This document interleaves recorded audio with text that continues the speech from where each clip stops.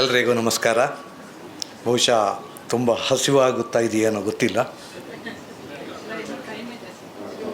ಮೊದಲು ಜ್ಞಾನದ ಹಸಿವನ್ನು ತೀರಿಸಿಕೊಂಡು ಮುಂದೆ ಹೋಗೋಣ. ನನ್ನ ಮೊದಲನೆಯದಾಗಿ ಕೊನೆಯಲ್ಲಿ ಹೇಳಲಿಕ್ಕೆ ಮರ್ತೋಗೋದಕ್ಕೆ ಮೊದಲನೆಯದಾಗಿ ನನ್ನನ್ನು ಇಲ್ಲಿ ಆಹ್ವಾನಿಸಿ ನನಗೆ ಒಂದು ವೇದಿಕೆ ಕೊಟ್ಟಿದ್ದಕ್ಕೆ ಮಿಥಿಕ್ ಸೊಸೈಟಿಯವರಿಗೆ ತುಂಬ ತುಂಬ ಧನ್ಯವಾದಗಳು. ಈಗ ನನ್ನ ವಿಷಯ ಮಾನವಿಕ ಮತ್ತು ಕನ್ನಡ ಸಂಶೋಧನೆಗಳಲ್ಲಿ ಕೃತಕ ಬುದ್ಧಿಮತ್ತೆಯ ಬಳಕೆ ಅಂತ. ಈಗ ಕೃತಕ ಬುದ್ಧಿಮತ್ತೆ ಅನ್ನೋದು ಬಹಳ ದೊಡ್ಡ ಸುದ್ದಿಯಾಗಿದೆ. ಪ್ರತಿದಿನ ಪ್ರತಿಯೊಬ್ಬರು ಅದನ್ನೇ ಮಾತಾಡ್ತಾರೆ. ಸೊ ನಾವು ಹೇಗೆ ಅಂದರೆ, ಯಾವುದೇ ತಂತ್ರಜ್ಞಾನ ಬಂದರೂ ಅದನ್ನು ಕನ್ನಡಕ್ಕೆ ಹೇಗೆ ಅಳವಡಿಸುವಂತ ನಾವು ನೋಡೋದು, ಅದನ್ನೇ ನಾವು ನೋಡೋದು. ಮಂಜೇಶ್ವರ ಗೋವಿಂದ ಪೈ ಅವರ ಹಾಡಿದೆಯಲ್ಲ, ಪ್ರಖ್ಯಾತವಾದ ತಾಯಬಾರ ಮಗವತವರ ಕನ್ನಡಿಗರ ಮಾತೆ ಅಂತ. ಅದರಲ್ಲಿ ಒಂದು ಸಾಲು ಬರುತ್ತೆ, ಹೊಸತು ಕಿನ್ನರಿಯಲ್ಲಿ ನಿನ್ನ ಹಳೆಯ ಹಾಡನ್ನು ನುಡಿಸು ಅಂತ.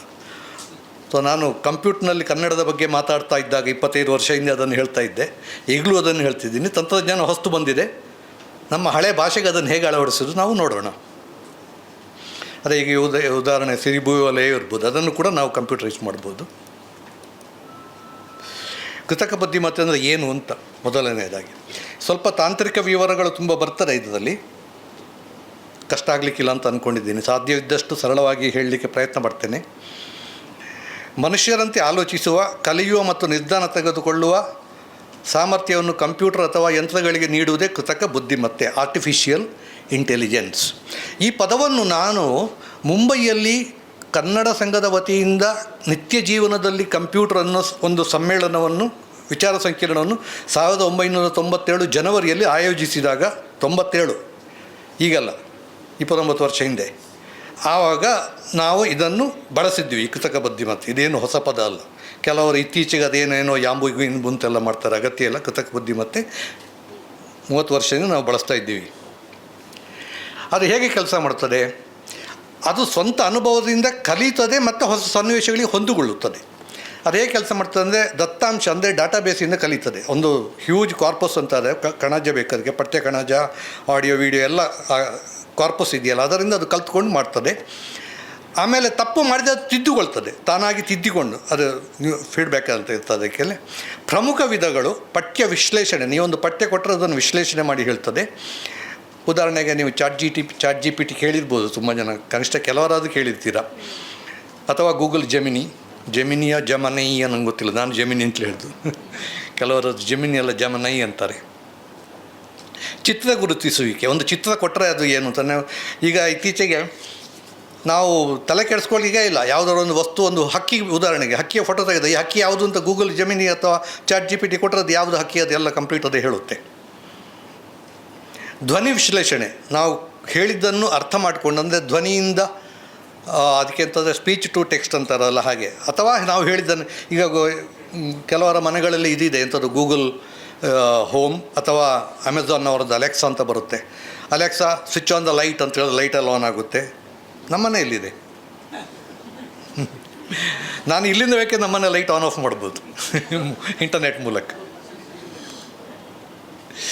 ಕೃತಕ ಬುದ್ಧಿಮತ್ತೆ ಮತ್ತು ಸಾಂಪ್ರದಾಯಿಕ ಪ್ರೋಗ್ರಾಮಿಂಗ್ ಏನು ವ್ಯತ್ಯಾಸ ಅಂದರೆ, ಸಾಂಪ್ರದಾಯಿಕ ಪ್ರೋಗ್ರಾಮಿಂಗ್ನಲ್ಲಿ ನಾವು ಸ್ಪಷ್ಟವಾದ ನಿಯಮಗಳನ್ನು ಕೊಡ್ತೇವೆ, ಆ ನಿಯಮ ಪ್ರಕಾರ ಅದು ಕೆಲಸ ಮಾಡ್ತದೆ. ಆದರೆ ಕೃತಕ ಬುದ್ಧಿಮತ್ತಿಕೆಯಲ್ಲಿ ಅದು ಏನು ಮಾಡ್ತದೆ ಅಂದರೆ, ಅದು ಕಲ್ತುಕೊಂಡು ಮುಂದುವರಿಯುತ್ತದೆ. ಹೊಸ ದತ್ತಾಂಶಕ್ಕೆ ಅನುಗುಣವಾಗಿ ಅದು ತಾನಾಗಿ ತನ್ನ ಅಲ್ಗೋರಿಥಮ್ ಅಂದರೆ ಸೂತ್ರಗಳನ್ನು ಬದಲಾಯಿಸಿಕೊಂಡು ಹೋಗುತ್ತದೆ. ಕೃತಕ ಬುದ್ಧಿಮತ್ತೆಯಲ್ಲಿ 2 ಪ್ರಮುಖ ವಿಭಾಗ ಇದೆ. ಒಂದು ಪ್ರಿಡಿಕ್ಟಿವ್ AI ಅಂದರೆ ಊಹಿಸುವುದು. ಉದಾಹರಣೆಗೆ ಅದಕ್ಕೆ ಕೇಳ್ಬೋದು, ಇವತ್ತು ಬೆಂಗಳೂರಿನಲ್ಲಿ ಮಳೆ ಬರುತ್ತದೆ ಅಂತ, ಅದು ಊಹಿಸಿ ಹೇಳ್ತದೆ. ಇನ್ನೊಂದು ಸೃಜನಾತ್ಮಕ, ನನಗೊಂದು ಕವನವನ್ನು ಸೃಷ್ಟಿಸಿ ಕೊಡೋ, ಅದು ಸೃಜನಾತ್ಮಕ. ನಾನು ಇಲ್ಲ, ತಮಾಷೆ ಇಲ್ಲ, ನಾನು ಇಲ್ಲಿದೆ, ಉದಾಹರಣೆ ಇದೆ, ನಿಮಗೆ ತೋರಿಸ್ಲಿಕ್ಕಿದ್ದೀನಿ ನಾನು. ಸೊ ಇದು 2 ಪ್ರಮುಖ ವ್ಯತ್ಯಾಸಗಳು, ಸೃಜನಾತ್ಮಕ ಮತ್ತು ಊಹಾತ್ಮಕ ಅಥವಾ ಊಹಿಸುವುದು. ನಮಗೆ ಆ ಪದಗಳು ಬಳಸೋದೇ ಕಡಿಮೆ, ನಾವು ಪ್ರಿಡಿಕ್ಟಿವ್, ಜನರೇಟಿವ್ ಹಾಗೆ ಹೇಳಿ ಅಭ್ಯಾಸ. ಈ ಯಾವುದೇ ಕೃತಕ ಬುದ್ಧಿಮತ್ತೆಗೆ ಮೂಲ ಆಧಾರ ಲಾರ್ಜ್ ಲ್ಯಾಂಗ್ವೇಜ್ ಮಾಡೆಲ್ ಅಂತಾರೆ, ದೊಡ್ಡ ಭಾಷಾ ಮಾದರಿ ಅಂತ. ಅದರಲ್ಲಿ ಕೋಟಿಗಟ್ಟಲೆ ವಾಕ್ಯಗಳು, ಪದಗಳು, ಮಾಹಿತಿ ಇರ್ತದೆ, ಅದಕ್ಕೆ ಕಾರ್ಪಸ್ ಅಂತಾರೆ. ಆ ಮಾಹಿತಿಯನ್ನು ಇಟ್ಕೊಂಡು ಅದು ತರಬೇತಿ ತನಗೆ ತಾನೇ ಕಲ್ತ್ಕೊಂಡು ಕೆಲಸ ಮಾಡ್ತದೆ. ಸೊ ಈ ಮನುಷ್ಯರಂತೆ ಭಾಷೆಯನ್ನು ಅರ್ಥ ಮಾಡಿಕೊಳ್ಳುವ, ಪಠ್ಯವನ್ನು ಸೃಷ್ಟಿಸುವ ಮತ್ತು ಪ್ರಶ್ನೆಗಳಿಗೆ ಉತ್ತರಿಸುವ ಸಾಮರ್ಥ್ಯವನ್ನು ಅದು ಹೊಂದಿದೆ. ಅದಕ್ಕೊಂದು ತರಬೇತಿಯ ವ್ಯವಸ್ಥೆ ಇದೆ, ಟ್ರೈನಿಂಗ್ ಅಂತಾರೆ. ಆ ಟ್ರೈನಿಂಗ್ ಮಾಡಿಕೊಂಡೇ ಮಾಡಬೇಕು, ಅದು ಟ್ರೈನಿಂಗ್ ಇಲ್ಲದೆ ಆಗೋದಿಲ್ಲ.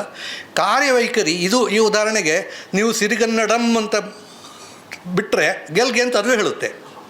ನೀವು ನೋಡಿರ್ಬೋದು ಗೂಗಲ್ನಲ್ಲಿ ನೀವು ಟೈಪ್ ಮಾಡ್ತಾ ಹೋದಾಗ ಅದು ಹೇಳ್ತಾ ಹೋಗ್ತದೆ. ನಾವು ಕೆಲವು ಸಲ ಕೆಲವರಿಗೆ ಮಾತಾಡುವಾಗ ನಾವು ಹೇಳ್ತಾ ಇದ್ದಾಗ ನಾವು ಪೂರ್ತಿ ಮಾಡಲಿಕ್ಕೆ ಮೊದಲೇ ಅವರು ಕಮೆಂಟ್ ಮಾಡ್ತದೆ. ಅದಕ್ಕೆ ನಾವು ಹೇಳಲಿಕ್ಕೆ ಗೂಗಲ್ನಾಗೆ ಮಾಡಬೇಡುವ, ನಾನು ಹೇಳ್ದನ್ನು ಮುಗಿಸ್ಕೊಳ್ತೇನೆ, ಪೂರ್ತಿ ಹೇಳೋದನ್ನು ಕೇಳ್ಕೊಂಡು ಮತ್ತೆ ಮಾತಾಡುವಂತ. ಅದು ಗೂಗಲ್ ಹಾಗೆ ಮಾಡುತ್ತೆ, ನೀವು ಗಮನಿಸಿರ್ಬೋದು. ಅದೆಲ್ಲ ಅರ್ಥ ಕೆಲಸ ಮಾಡೋದು ಇದರ ಮೂಲಕನೇ, AI ಮೂಲಕನೇ.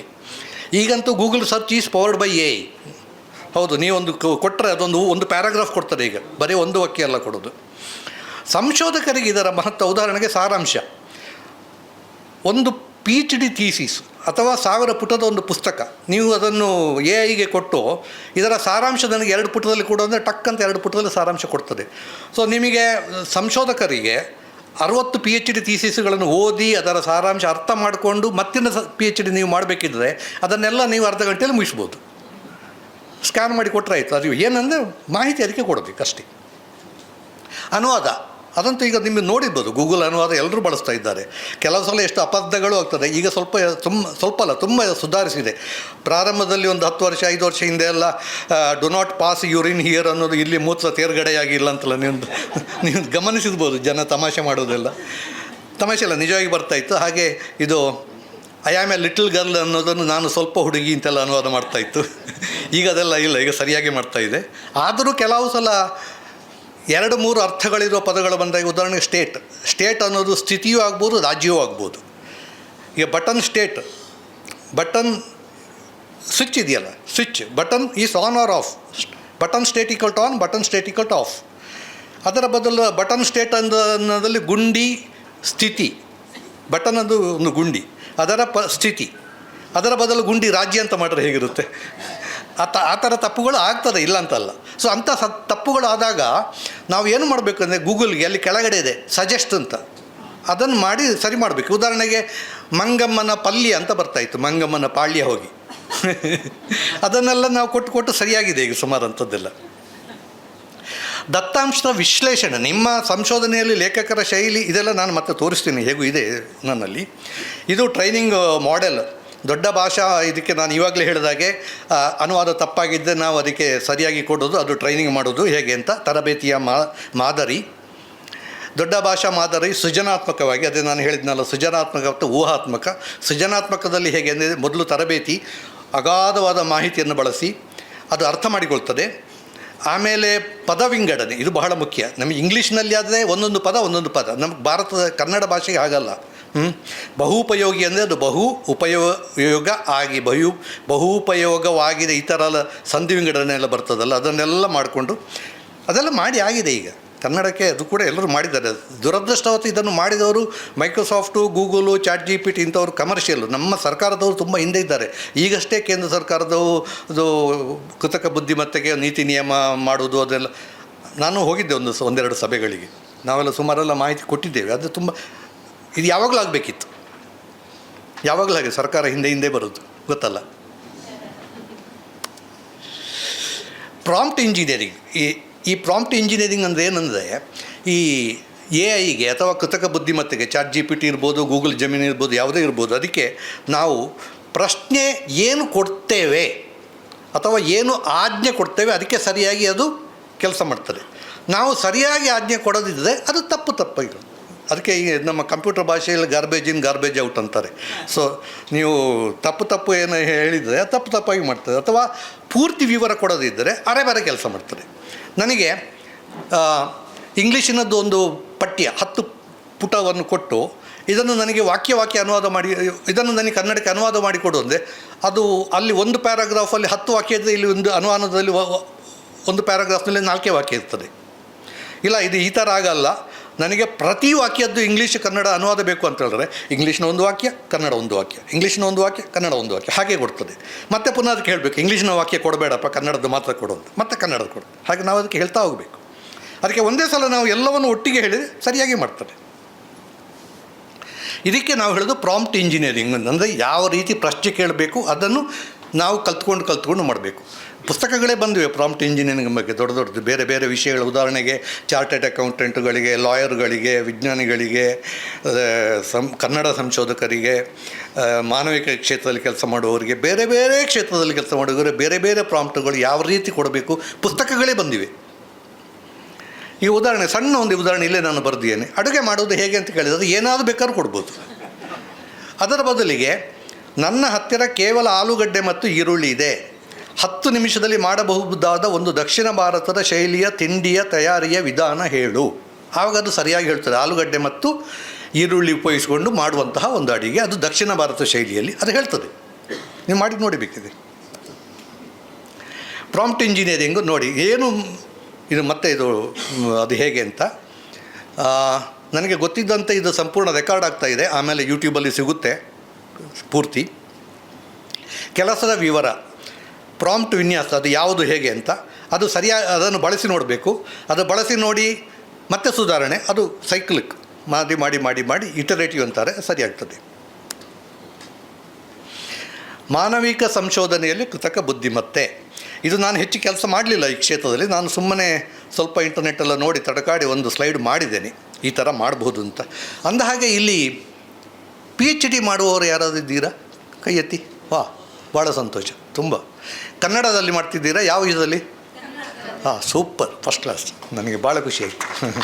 ಯಾಕಂದ್ರೆ ನನಗೆ ಈ ಕನ್ನಡ ಸಾಹಿತ್ಯ ಸಂಶೋಧನೆಗೆ ಗಣಕದ್ದು ಮತ್ತು ಈಗ ಇತ್ತೀಚಿನದ್ದು ಕೃತಕ ಬುದ್ಧಿಮತ್ತೆ NLP ಅಂತಾರಲ್ಲ, ನ್ಯಾಚುರಲ್ ಲ್ಯಾಂಗ್ವೇಜ್ ಪ್ರೊಸೆಸಿಂಗ್, ಇದನ್ನು ಮಾಡಬೇಕು ಅಂತ ತುಂಬ ಜನರಿಗೆ 20 ವರ್ಷದಿಂದ ನಾನು ಹೇಳ್ತಾ ಇದ್ದೀನಿ, ಮಾಡಿ ಅಂತ. ಅದೇ ಹೆಚ್ಚಿನವರು ಬಿಡಿ, ಅದು ಏನು ಹೇಳೋದಿಲ್ಲ ಯಾವ ಥರ ಸಂಶೋಧನೆಗಳು. ಸೊ ಅದನ್ನು ಹೊಸ ಸಂಶೋಧನೆಗೆ ಹೊಸ ದಿಕ್ಕು, ಹೊಸ ಸಾಧ್ಯತೆಗಳು. ಈ ಸಾಧ್ಯತೆಗಳು ತುಂಬ ವರ್ಷದಿಂದ ಇದೆ. ಈಗಂತೂ ನಾನೇ ತೋರಿಸ್ತೀನಿ, 2-3 ಒಳ್ಳೊಳ್ಳೆ ಸಂಶೋಧನೆ ನಾನು ತೋರಿಸ್ತೀನಿ ಕೊನೆಯಲ್ಲಿ. ಮಾನವಿಕ ಸಂಶೋಧನೆಯಲ್ಲಿ ಕೃತಕ ಬುದ್ಧಿಮತ್ತೆ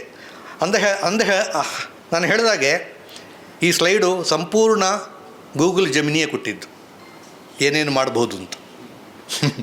ನಾನು ಅದಕ್ಕೆ ಕೇಳಿದೆ, ಅದು ಕೊಡ್ತು. ಬಟ್ ನಾನು ತಿದ್ದಿದ್ದೀನಿ, ಅದು ಕೊಟ್ಟದ್ದನ್ನು ಯಾವತ್ತೂ ಹಾಗೆ ಉಪಯೋಗಿಸುವಾಗಿಲ್ಲ. ಡಿಜಿಟಲ್ ಹ್ಯುಮ್ಯಾನಿಟೀಸ್ ಅಂತಾರೆ ಅದಕ್ಕೆ ಕಂಪ್ಯೂಟರ್ ಭಾಷೆಯಲ್ಲಿ. ಸಾಂಪ್ರದಾಯಿಕ ಮಾನವಿಕ ಸಂಶೋಧನೆ ಮತ್ತು ಆಧುನಿಕ ಕಂಪ್ಯೂಟಿಂಗ್ ತಂತ್ರಜ್ಞಾನದ ಸಂಗಮ. ಏನಂತಾರೆ, ಹಳೆಬೇರು ಹೊಸ ಚಿಗುರು, ಕೂಡಿರಲು ಮರಸೊಬಯೊಗ್ಗು, ಹೊಸ ಯುಕ್ತಿ ಹಳೆ ತತ್ವ ಒಡಗೂಡೆ ಧರ್ಮ, ಋಷಿವಾಕ್ಯದೊಡನೆ ವಿಜ್ಞಾನ ಕಲೆ ಮೇಳವಿಸೆ, ಜಸವು ಜನಜೀವನಕ್ಕೆ ಮಂಕುತಿಮ್ಮ. ಇದನ್ನು ನಾನು ಎಷ್ಟೋ ವರ್ಷ ನಾನು ಕನ್ನಡದ ಪ್ರಪ್ರಥಮ ಅಂತರ್ಜಾಲ ಪತ್ರಿಕೆ ವಿಶ್ವ ಕನ್ನಡ ಮಾಡಿದಾಗ ಫಸ್ಟ್ ಅದನ್ನೇ ಹಾಕಿದ್ದೆ. ಬದಲಾವಣೆ, ದಶಕಗಳ ಕಾಲ ಬೇಕಾಗುತ್ತಿದ್ದ ಸಂಶೋಧನಾ ಕಾರ್ಯಗಳು ಇಂದು ಕೃತಕ ಬುದ್ಧಿಮತ್ತೆ ಸಹಾಯದಿಂದ ಕೆಲವೇ ದಿನಗಳಲ್ಲಿ ಸಾಧ್ಯವಾಗುತ್ತಿವೆ. ವ್ಯಾಪ್ತಿ, ಇತಿಹಾಸ, ಭಾಷಾಶಾಸ್ತ್ರ, ಪುರಾತತ್ವಶಾಸ್ತ್ರ, ಕಲಾ ವಿಮರ್ಶೆಗಳಲ್ಲಿ ಕೃತಕ ಬುದ್ಧಿಮತ್ತೆಯ ಬಳಕೆ ಮಾಡ್ಬೋದು. ಮುಖ್ಯವಾಗಿ ದತ್ತಾಂಶ ವಿಶ್ಲೇಷಣೆ, ಡಾಟಾ ಅನಾಲಿಸಿಸು, ಸಾವಿರಾರು ಪುಸ್ತಕಗಳು, ಪತ್ರಗಳು, ದಾಖಲೆಗಳನ್ನು ಕ್ಷಣಾರ್ಧದಲ್ಲಿ ವಿಶ್ಲೇಷಣೆ ಮಾಡ್ಬೋದು. ನಿಮಗೆ ತಾಳೆಗರಿ ಗ್ರಂಥಗಳು 25,000 ಇದ್ದರೆ ಅದು ಅರ್ಧ ಗಂಟೆ ಒಳಗೆ ನಿಮಗೆ ಅದನ್ನು ಅನಲೈಸ್ ಮಾಡಿ ಕೊಡ್ತದೆ. OCR, ಆಪ್ಟಿಕಲ್ ಕ್ಯಾರೆಕ್ಟರ್ ರೆಕಗ್ನಿಷನ್ ಅಂತ, ಇದು ಹಲವು ವರ್ಷಗಳಿಂದ ಬಳಕೆಯಲ್ಲಿ ಇದೆ. ಇತ್ತೀಚೆಗಂತೂ ಅದು ಈ ಕೃತಕ ಬುದ್ಧಿಮತ್ತೆ, ಆ್ಯಕ್ಚುಲಿ ಅದು ಕೃತಕ ಬುದ್ಧಿಮತ್ತೆಯ ಒಂದು ವಿಭಾಗ. ಯಾವುದು optical character recognition, text to speech, speech to text, speech recognition, ಇದೆಲ್ಲ ಅದರದ್ದೇ ಭಾಗಗಳು. ಟ್ರಾನ್ಸ್ಲೇಷನು. ಇದರಲ್ಲಿ ನೀವು ಒಂದು ಪುಸ್ತಕವನ್ನು ಸ್ಕ್ಯಾನ್ ಮಾಡಿ ನಿಮ್ಮ ಮೊಬೈಲಲ್ಲೇ ಸ್ಕ್ಯಾನ್ ಮಾಡ್ಬೋದು. ಅದಕ್ಕೆ ಕೊಟ್ಟರೆ ಅದು ಟೆಕ್ಸ್ಟ್ ಮಾಡಿ ಕೊಡ್ತದೆ. ಟೆಕ್ಸ್ಟ್ ಮಾಡಿ ಕೊಟ್ಟರೆ ಅಂದರೆ ಪಠ್ಯ ರೂಪದಲ್ಲಿ ಬರ್ತದೆ. ಪಠ್ಯದ ರೂಪದಲ್ಲಿ ಬಂದರೆ ನೀವು ಅದನ್ನು ಬೋಲ್ಡ್ ಇಟಾಲಿಕೆ ಮಾಡೋದು ಮುದ್ರಣಕ್ಕೆ, ಅಥವಾ ಟೆಕ್ಸ್ಟ್ ಟು ಸ್ಪೀಚ್ ಸಾಫ್ಟ್ವೇರ್ ಹಾಕಿ, ಅಂದರೆ ಪಠ್ಯದಿಂದ ಧ್ವನಿಗೆ ತಂತ್ರಾಂಶ ಹಾಕಿ ಕಿವಿಗೆ ಇಯರ್ಫೋನ್ ಹಾಕ್ಕೊಂಡು ಕೇಳ್ಬೋದು. ಇದು ನೋಡಿ ಎಷ್ಟು ವರದಾಯಕ ಅಂದರೆ, ದೃಷ್ಟಿವಂಚಿತರು, ಅವರಿಗೆ ಪುಸ್ತಕ ಓದಲಿಕ್ಕೆ ಆಗೋದಿಲ್ಲ, ಅವರಿಗೋಸ್ಕರ ಆಡಿಯೋ ಬುಕ್ಗಳು ಬಂದಿವೆ ಅಥವಾ ಬ್ರೈಲಲ್ಲಿ ಪುಸ್ತಕಗಳು ಬಂದಿವೆ. ಈಗ ಅದು ಯಾವುದೂ ಅಗತ್ಯ ಇಲ್ಲ. ಯಾರಿಗಾದರೂ ಹೇಳಿ, ನೋಡಿಯಪ್ಪ ಇದನ್ನು ನನಗೆ ಸ್ಕ್ಯಾನ್ ಮಾಡಿ ಕೊಡಿ ಅಂದರೆ ಅವನು ಸ್ಕ್ಯಾನ್ ಮಾಡಿ ಕೊಟ್ಟರೆ ಸಾಕು. ಆಮೇಲೆ ಗೂಗಲ್ ಜೆಮಿನಿ ಕೊಟ್ಟರೆ ಅದು ಟೆಕ್ಸ್ಟ್ ಮಾಡಿ ಕೊಡ್ತದೆ. ಒಮ್ಮೆ ಟೆಕ್ಸ್ಟ್ ಮಾಡಿ ಬಂದ ಮೇಲೆ ಗೂಗಲಿಗೆ ಕೇಳಿ ಇದನ್ನು ನನಗೆ ಆಡಿಯೋ ಕನ್ವರ್ಟ್ ಮಾಡಿಕೊಡೋದು, ಆಡಿಯೋ ಕನ್ವರ್ಟ್ ಮಾಡಿಕೊಡ್ತಾರೆ. ಇಯರ್ಫೋನ್ ಹಾಕ್ಕೊಂಡು ಇಡೀ ಪುಸ್ತಕ ಕೇಳಿದಾಯಿತು. ಇದು ನಡೀತಾ ಇದೆ, ಸಾಧ್ಯತೆ ಇದೆ. ಇದೇನು ಸೈನ್ಸ್ ಫಿಕ್ಷನ್ ಅಲ್ಲ. ಆಮೇಲೆ ಹಸ್ತಪ್ರತಿಗಳ ಪುನರ್ನಿರ್ಮಾಣ. ಈಗ ಹಸ್ತಪ್ರತಿಗಳನ್ನು ನೀವು ಸ್ಕ್ಯಾನ್ ಮಾಡಿದೆ, ಇಲ್ಲೇ ಇದೆ ತುಂಬ ಹಸ್ತಪ್ರತಿ ನನಗೆ ಗೊತ್ತಿದ್ದಾಗೆ. ಅದರಲ್ಲಿ ಮಧ್ಯದಲ್ಲಿ ಈ ದಾರ ಎಲ್ಲ ಕಟ್ತಾರೆ ನೋಡಿ, ಅದರಿಂದಾಗಿ ಕೆಲವಲ್ಲಿ ಮಧ್ಯೆ ತೂತಾಗಿ ಕೆಲವು ಅಕ್ಷರಗಳೆಲ್ಲ ಹೋಗಿರ್ತದೆ, ಮತ್ತು ಸೈಡ್ ಮೂಲೆಗಳೆಲ್ಲ ಹೋಗಿರ್ತದೆ. ಇದರಲ್ಲಿ ಏನು ಮಾಡ್ಬೋದು ಅಂದರೆ ಈ OCR ಮೂಲಕ ಅಕ್ಷರಗಳನ್ನು, ಇದು ಸ್ವಲ್ಪ ಕಷ್ಟ ಇದೆ, ಯಾಕಂದರೆ ಆ ಮೋಡಿ ಅಕ್ಷರಗಳು ಅದಕ್ಕೆ ಗೊತ್ತಿಲ್ಲ, ಅದು ಕಲಿಸಬೇಕು. ಅದಕ್ಕೆ ಹೇಳೋದು ಟ್ರೈನಿಂಗ್ ಮಾಡಿಲ್ಲ ಅಂತ. ಸೊ ಮೊದಲು ಕಲಿಸ್ಬೇಕು, ಆಮೇಲೆ ಅಲ್ಲಿ ಮಿಸ್ ಆಗಿರೋದು ಅದನ್ನು ಅದುವೇ ಊಹಿಸಿ ಹೇಳ್ತದೆ, ಇದು ಈ ಅಕ್ಷರ ಇರ್ಬೋದು ಅಂತ. ಈಗೇನಾಗಿದೆ ಅಂತ ಅದನ್ನೆಲ್ಲ ಮಾಡಬೇಕಿದ್ರೆ ತುಂಬ ದೊಡ್ಡ ಪ್ರಕಾಂಡ ಪಂಡಿತರ ಹತ್ರ ಹೋಗಿ ಇದನ್ನು ಮಾಡಿಸ್ಕೊಂಡು ಬರ್ತಾರೆ ಎಲ್ಲರೂ. ಅದೇ ಕಂಪ್ಯೂಟ್ರ್ ಮಾಡ್ಬೋದು ಮುಂದಕ್ಕೆ. ಭೌಗೋಳಿಕ ಮಾಹಿತಿ, ಇದು ಉಪಗ್ರಹದ ಮೂಲಕ ಭೂಮಿಯಲ್ಲಿ, ಈಗ ನೋಡಿ ಮೊನ್ನೆಷ್ಟೇ ನಾನು ಓದಿದೆ, ಪುರಿ ಜಗನ್ನಾಥ ದೇವಸ್ಥಾನದ ಅಡಿಯಲ್ಲಿ ಒಂದು ನಗರ ಇತ್ತಂತೆ. ಅದನ್ನು ಅವರು ಸ್ಯಾಟಲೈಟ್ ಮೂಲಕ ಅನಲೈಸ್ ಮಾಡಿ AI ಮೂಲಕ, ಕೃತಕ ಬುದ್ಧಿಮತ್ತೆ ಮೂಲಕ ಪತ್ತೆ ಹಚ್ಚಿದ್ದಾರೆ. ಅದೇ ಮುಳುಗಿದ ದ್ವಾರಕ ಎಲ್ಲ ಹಾಗೆ ಪತ್ತೆ ಹಚ್ಚಿದ್ದಲ್ವ. ಸೊ ಇಂಥದ್ದೆಲ್ಲ ಮಾಡ್ಬೋದು. ಈಗ ಅದು ಅಷ್ಟು ಮುಗೀತು, ಒಂದೇ ಸಲಕ್ಕೆ ಮುಗಿಸ್ಬಿಟ್ಟೆ. ಇನ್ನು ಮುಖ್ಯವಾದ್ದು ನೋಡುವ, ಕನ್ನಡ ಸಾಹಿತ್ಯ ಮತ್ತು ಕೃತಕ ಬುದ್ಧಿಮತ್ತೆ. ನಾನು ಸ್ವಲ್ಪ ವೇಗವಾಗಿ ಹೋಗಿದ್ದೇನೆ, ಒಳ್ಳೆಯದೇ ಆಯಿತು, ಸಮಯ ಸಿಗ್ತದೆ ನನಗೆ. ಯಾರೋ ಒಂದು ಭಾಷಣಕಾರರು ಕೇಳಿದಂತೆ ಸಭಿಕರಲ್ಲಿ, ನಾನು ಎಷ್ಟೊತ್ತು ಮಾತಾಡಬಹುದು ಅಂತ. ಸಭಿಕರಿಗಿಂತಲೂ ಆಯೋಜಕರಲ್ಲಿ, ಭಾಷಣಕ್ಕೆ ಕರೆದವರಲ್ಲಿ ಅವ್ರು ಹೇಳಿದ್ರು ಅಂತ, ನೀವು ಎಷ್ಟೊತ್ತು ಬೇಕಾದರೂ ಮಾತಾಡಿ ಸರ್, ನಾವು 10 ನಿಮಿಷ ಕೇಳ್ತೀವಿ ಅಂತ. ಸೊ ನೀವು 10 ನಿಮಿಷದಿಂದ ಜಾಸ್ತಿ ಇವಾಗಲೇ ಕೇಳಿದ್ದೀರಿ, ಅದನ್ನು ಕೊನೆ ತನಕ ಕೇಳುತ್ತೀರಿ ಅನ್ನೋ ಧೈರ್ಯ ನನಗಿದೆ. ಕನ್ನಡ ಸಾಹಿತ್ಯ ಮತ್ತು ಕೃತಕ ಬುದ್ಧಿಮತ್ತೆ, ಇದು ಇನ್ನು ಮುಂದಿಂದೆಲ್ಲ ಇದುವೆ ಪ್ರಮುಖವಾದ್ದು. ಇದನ್ನು ಇದು ಹಂಪೆ ಯೂನಿವರ್ಸಿಟಿಯವರು, ಕುವೆಂಪು ಯೂನಿವರ್ಸಿಟಿಯವರು, ಮೈಸೂರು ವಿದ್ಯಾಸಂಸ್ಥೆ ಎಲ್ಲ ಕರ್ನಾಟಕದಲ್ಲಿರುವ ಎಲ್ಲ ವಿಶ್ವವಿದ್ಯಾಲಯಗಳು ದಯವಿಟ್ಟು ಇದನ್ನು ಬಳಸ್ಕೊಂಡ್ರೆ ಭಾರಿ ಒಳ್ಳೆಯದು. ಕನ್ನಡ ಸಾಹಿತ್ಯ ಸಂಶೋಧನೆಗೆ ಗಣಕ ಮತ್ತು ಕೃತಕ ಬುದ್ಧಿಮತ್ತೆಯ ಬಳಕೆ.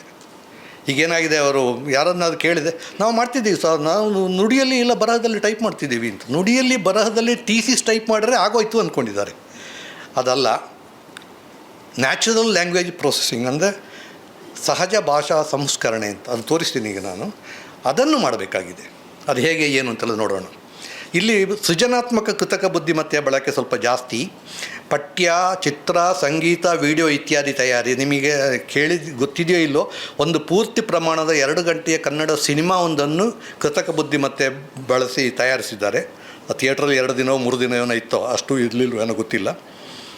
ಹಾಗೆ ನೀವು ಇದರಲ್ಲಿ OTTಯಲ್ಲಿ ಬಹುಶಃ ಯಾವುದು ಪ್ರೈಮಲ್ಲೋ ನೆಟ್ಫ್ಲಿಕ್ಸಲ್ಲಿ ಯಾವುದಲ್ಲಿ ನೆನಪಿಲ್ಲ, ಸಂಪೂರ್ಣ ಇದಿದೆ, ಕುರುಕ್ಷೇತ್ರ 18 ದಿನಗಳದ್ದು ಸಂಪೂರ್ಣ ಇದೆ, ಹಿಂದಿಯಲ್ಲಿದೆ. ಅಲ್ಲ, ಕನ್ನಡದಲ್ಲೂ ಇದೆಯಾ ಅಂತ. ಹೌದು, ಕನ್ನಡದಲ್ಲಿದೆ. ಹೌದು, ಇದೆ, ಕನ್ನಡದಲ್ಲೂ ಇದೆ. ಅದು AI ಮಾಡಿದ್ದು ಎನಿಮೇಷನ್ ಪೂರ್ತಿ. ಸೊ ಮಾಡಲಿಕ್ಕಾಗ್ತದೆ. ಹಾಗೆ ಕೆಲವರು, ಈಗ ನನ್ನ ಸ್ನೇಹಿತರೊಬ್ಬರು ಭಾವಗೀತೆ ರಾಗ ಸಂಯೋಜಕರು, ಈಗ ಇತ್ತೀಚೆಗೆ AI ಮಾಡ್ತಿದ್ದಾರೆ. ಹಾಡೋದು AI, ಇನ್ಸ್ಟ್ರೂಮೆಂಟ್ಸು ಅದುವೇ, ಎಲ್ಲ ಸಂಪೂರ್ಣ ಟ್ಯೂನಿಂಗ್ ಎಲ್ಲ ಅವರೇ ಮಾಡಿ, ಅದು ಸಂಪೂರ್ಣ ಕೃತಕ ಬುದ್ಧಿಮತ್ತೆಯಿಂದ ಹಾಡೇ ಬರ್ತಾಯಿದೆ, ಎಲ್ಲ ಆಗ್ತಾಯಿದೆ. ಹಾಗೆ ಕೃತಕ ಬುದ್ಧಿಮತ್ತೆ ಬಳಸಿ ಲೇಖನ ತಯಾರಿ. ನೀವು ಲೇಖಕರಾಗಿದ್ದರೆ ಲೇಖನ ತಯಾರಿಗೆ ಕೃತಕ ಬುದ್ಧಿಮತ್ತೆಯನ್ನು ಬಳಸ್ಬೋದು, ಅದುವೇ ಮಾಡಿಕೊಡ್ತೆ. ನಾನು ತೋರಿಸ್ತೀನಿ, ಡೆಮೋ ಇದೆ ಅನ್ನೋದು. ಪರಿಪೂರ್ಣವಾಗಿರೋ ಸಾಧ್ಯತೆಗಳು ಕಡಿಮೆ, ಅಂದರೆ ಅದು ಕೊಡುವಂಥದ್ದು ಚೆನ್ನಾಗಿರ್ತು, 100% ಕರೆಕ್ಟ್ ಇರೋಲ್ಲ. ನೀವು ಅದನ್ನು ತಿದ್ದಬೇಕು. ಅದನ್ನು ತಿದ್ದಿ ಸರಿಪಡಿಸಿ ಬೇಕಿದ್ದರೆ ಕೆಲವು ಅಗತ್ಯ ಮಾಹಿತಿಗಳನ್ನು ಸೇರಿಸಿ ಲೇಖನ ಪೂರ್ತಿ ಮಾಡಬಹುದು. ರಂಜನೀಯ ಭಾಷೆಯಲ್ಲಿ ಲೇಖನ ಮಾಡುವ ವಿಷಯದಲ್ಲಿ ಸದ್ಯಕ್ಕೆ ಕೃತಕ ಬುದ್ಧಿಮತ್ತೆ ಸ್ವಲ್ಪ ಹಿಂದೆ ಇದೆ. ಸ್ವಾರಸ್ಯಕರವಾಗಿ ರಂಜನೀಯ ಭಾಷೆಯಲ್ಲಿ ನೀವೊಂದು ವಿಜ್ಞಾನ ಲೇಖನ ಮಾಡುವಾಗ, ಉದಾಹರಣೆ ನಮಗೆ ವಿಜ್ಞಾನ ಲೇಖಕರಿಗೆ ಆದರ್ಶ ಅಂದರೆ BGL ಸ್ವಾಮಿ ಅವರ ಹಸಿರು ಹೊನ್ನು, ದೌರ್ಗಂಧಿಕ ಅಪಹರಣ, ನಮ್ಮ ಹೊಟ್ಟೆಯಲ್ಲಿ ದಕ್ಷಿಣ ಅಮೇರಿಕಾ, ಈ ಪುಸ್ತಕಗಳಲ್ಲಿ ಅವರು ಬಳಸುವ ಭಾಷೆ ಇದೆಯಲ್ಲ, ಆ ರೀತಿ ನಮಗೆ ಕೃತಕ ಬುದ್ಧಿಮತ್ತೆ ಕೊಡಲಿಕ್ಕೆ ಸಾಧ್ಯ ಇಲ್ಲ. ಅದು ಕೇವಲ ಮಾಹಿತಿ ಪೂರಕ, ಅದು ವಿಕಿಪೀಡಿಯಾ ಶೈಲಿಯಲ್ಲಿ ಕೊಡ್ತದೆ, ವಿಶ್ವಕೋಶದ ಶೈಲಿಯಲ್ಲಿ. ಕಥೆ ಕವನಗಳಿಗೆ ಇನ್ನೂ ಅದು ಸ್ವಲ್ಪ ಹಿಂದೆ ಇದೆ. ನಾನು ಕವನ ಇದೆ, ಉದಾಹರಣೆ ತೋರಿಸ್ತೀನಿ. ರಂಜನೀಯ ಭಾಷೆಯಲ್ಲಿ ಸ್ವಲ್ಪ ಹಿಂದೆ ಇದೆ. ವಿಶ್ವಕೋಶದ ಮಾದರಿಯಲ್ಲಿ ಸುಮಾರು ಒಂದು ಮಟ್ಟಿಗೆ ಸರಿಯಾಗಿ ಇದೆ. ನಾನು ಇತ್ತೀಚೆಗೆ ವಿಕಿಪೀಡಿಯಾಕ್ಕೆ ನೋಡೋಣ ಅಂತ ಹೇಳಿ ವಿಶ್ವಕೋಶ ಲೇಖನ ಬರೆಸಿದ್ದೀನಿ ಗೂಗಲ್ ಜೆಮಿನಿ ಕೈಯಿಂದ. ನಾನು ಒಂದರಿಂದ ಆಗೋದಿಲ್ಲ. ಅದರಲ್ಲಿ ಏನಾಗ್ತದೆ ಅಂದರೆ ವಿಕಿಪೀಡಿಯಾ ಲೇಖನ ಬೇಕು, ಇನ್ಫೋ ಬಾಕ್ಸ್ ಅಂತ ಬೇಕು, ಒಂದು ಟೇಬಲ್, ಮಾಹಿತಿ ಟೇಬಲು, ಕೊನೆಯಲ್ಲಿ ಉಲ್ಲೇಖಗಳು ಬೇಕು. ಸೊ ಉಲ್ಲೇಖಗಳಿಗೆ ನಾನು ಪರ್ಪ್ಲೆಕ್ಸಿಟಿ ಬಳಸಿದೆ, ಟೇಬಲಿಗೆ ChatGPT ಬಳಸಿದೆ, ಲೇಖನಕ್ಕೆ ಜಿಮ್ನಿ ಬಳಸಿದೆ. ಸೊ 3 ಬೇರೆ ಬೇರೆ ಬಳಸಿ ಮಾಡಿದೆ. ಸೊ ಒಂದರಿಂದಲೇ ಆಗಲಿಲ್ಲ. ಈಗಂತೂ AI ಈ 3-4 ಅಲ್ಲ, ಸಾವಿರಾರು ಮೇಲೆ ಹೋಗಿದೆ, 1-2 ಅಲ್ಲ. ಕ್ಲೌಡ್ ಅಂತ ಇದೆ, ಪರ್ಪ್ಲೆಕ್ಸಿಟಿ ಇದೆ, ಓಪನ್ AI ಇದೆ, ChatGPT ಇದೆ, ಕೋಪೈಲಟ್ ಇದೆ, ಗ್ರಾಕ್ ಅಂತ ಇದೆ, ಮೆಟಾ ಅಂತ ಇದೆ, ಬೇಕಾದಷ್ಟಿದೆ. ಬಟ್ ಕನ್ನಡಕ್ಕೆ ನಾನು ಗಮನಿಸಿದಾಗೆ ಸದ್ಯಕ್ಕೆ ನಾಳೆಯೇ ಚೇಂಜ್ ಆಗೋ ಸಾಧ್ಯತೆ ಇದೆ, ಗೊತ್ತಿಲ್ಲ. Google gemini at present best ಕನ್ನಡಕ್ಕೆ. ಇದು ನೋಡಿ, ಒಂದು ಕವನ, ಕೃತಕ ಬುದ್ಧಿಮತ್ತೆ ತಯಾರಿಸಿದ ಕವನ. ಉದಾಹರಣೆ, ಮಂಗಳೂರು ಸಾಹಿತ್ಯ ಹಬ್ಬಕ್ಕೆ ಇದು ಯಾಕೆ ಬರೆದಿದ್ದು, ಇದನ್ನು ಯಾಕೆ ಇಲ್ಲಿ ಉದಾಹರಣೆ ಅಂತ ಕೊಡ್ತಾ ಇದ್ದೇನೆಂದರೆ, ಈ ವರ್ಷದ್ದಲ್ಲ, 26ನೇ ಇಸವಿದ್ದಲ್ಲ, 25ನೇ ಇಸವಿ ಜನವರಿಯಲ್ಲಿ ಮಂಗಳೂರು ಸಾಹಿತ್ಯ ಹಬ್ಬದಲ್ಲಿ ನಾನು ನಿಮ್ಮ ಥರ ಕೂತ್ಕೊಂಡಿದ್ದೆ ಕೆಳಗಡೆ. ಅವರ ವೇದಿಕೆಯಲ್ಲಿ ರವಿ ಹೆಗಡೆ ಮತ್ತು ಜೋಗಿಯವರದ್ದು ಹರಟೆ ಇತ್ತು. ಕೊನೆಯಲ್ಲಿ ಒಂದು ಪ್ರಶ್ನೆ ಮತ್ತು ಆಡಿಯನ್ಸಿಂದ ಯಾರೋ ಒಬ್ಬರು ಕೇಳೋದು, ಈಗೆಲ್ಲ ಕೃತಕ ಬುದ್ಧಿಮತ್ತೆ ಎಲ್ಲರೂ ಹೇಳ್ತಾ ಇದ್ದಾರೆ AI, ಇದರಿಂದಾಗಿ ನಿಮಗೆ ಜರ್ನಲಿಸಮ್ನ ಕ್ಷೇತ್ರಕ್ಕೆ ತೊಂದರೆ ಆಗೋದಿಲ್ವೋ, ಅಥವಾ ನೀವು ಅದನ್ನು ಬಳಸ್ತಾ ಇದ್ದೀರಾ ನಮ್ಮ ಇದಕ್ಕೆಲ್ಲ. ಆವಾಗ ರವಿ ಹೆಗಡೆ ಅವರು ಹೇಳಿದ್ದು, ಪಾಪ ಅವರು ಗೂಗಲ್ ಜೆಮಿನಿ ಬಳಸಿರಲಿಲ್ಲ ಅಂತ ಕಾಣ್ತಾರೆ, ChatGPT ಒಂದೇ AI ಅಂತ ಅಂದ್ಕೊಂಡಿದ್ದರು ಅಂತ ಕಾಣುತ್ತೆ ಆ ಸಂದರ್ಭದಲ್ಲಿ.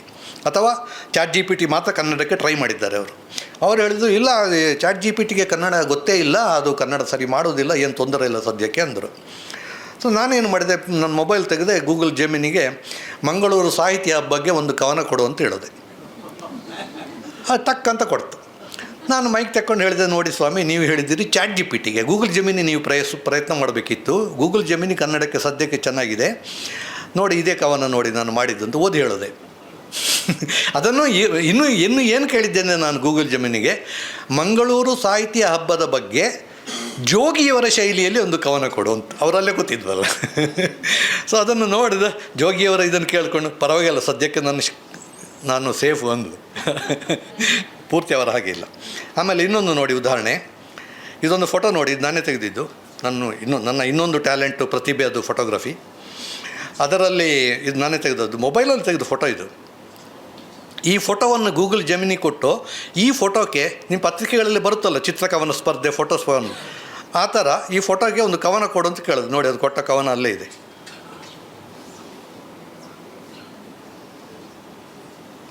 ಓದಬೇಕಾ ಬೇಡಲ್ಲ? ನನಗೆ ಕವನವನ್ನು ಓದಲಿಕ್ಕೆ ಬರೋದಿಲ್ಲ, ಅದಕ್ಕೆ ಏರಿಳಿತ ಎಲ್ಲ ಮಾಡಬೇಕಲ್ವ. ಕವಿಗೋಷ್ಠಿಗೆ ನಾನು ಅನರ್ಹ. ಓಕೆ, ಈಗ ಸಹಜ ಭಾಷಾ ಸಂಸ್ಕರಣೆ, ನ್ಯಾಚುರಲ್ ಲ್ಯಾಂಗ್ವೇಜ್ ಪ್ರೊಸೆಸಿಂಗ್ ಬಗ್ಗೆ ಮಾತಾಡುವ. ಇದರ ಬಗ್ಗೆ ನಾನು 20 ವರ್ಷಗಳ ಹಿಂದೆಯೇ ಒಂದು ಲೇಖನ ಬರೆದಿದ್ದೆ, ಪ್ರಜಾವಾಣಿಯಲ್ಲಿ ಬಂದಿತ್ತು, ಸಹಜ ಭಾಷಾ ಸಂಸ್ಕರಣೆ ಅಂತ. ನಮ್ಮ ಭಾಷೆಗೆ ಈ ಭಾಷೆ ಅಂತ ಹೇಳುವ ಶೀರ್ಷಿಕೆಯಲ್ಲಿ ಬಂದಿತ್ತು ಆ ಲೇಖನ. ನೆನಪಿದೆಯಾ ಯಾರಿಗಾರು ಗೊತ್ತಿಲ್ಲ. ಇದು ಕೃತಕ ಬುದ್ಧಿಮತ್ತೆಯ ಒಂದು ಪ್ರಮುಖ ವಿಭಾಗ. ಗಣಕಗಳಿಗೆ ಮನುಷ್ಯರು ಮಾತನಾಡುವ ಮತ್ತು ಬರೆಯುವ ಭಾಷೆಯನ್ನು ಅರ್ಥ ಮಾಡಿಕೊಳ್ಳುವ, ವಿಶ್ಲೇಷಿಸುವ ಮತ್ತು ಪ್ರತಿಕ್ರಿಯಿಸುವ ಸಾಮರ್ಥ್ಯವನ್ನು ನೀಡುತ್ತದೆ. ಈಗ ಉದಾಹರಣೆಗೆ ಇವಾಗಲೇ ಹೇಳಿದಾಗ ಒಂದು ಕವನ ಕೊಡು ಅಂತ ಹೇಳಿದೆ, ಅದು ಅರ್ಥ ಮಾಡ್ಕೊಂಡು ಮಾಡ್ತಲ್ವ, ಅದು ನ್ಯಾಚುರಲ್ ಲ್ಯಾಂಗ್ವೇಜ್ ಪ್ರೊಸೆಸಿಂಗ್. ಅಥವಾ ನಮ್ಮ ಮನೆಯಲ್ಲಿ Alexa switch on the light, switch on hall light, switch on bedroom light, ಅಥವಾ ಅಲೆಕ್ಸಾ ಪ್ಲೇ ಸುಪ್ರಭಾತ.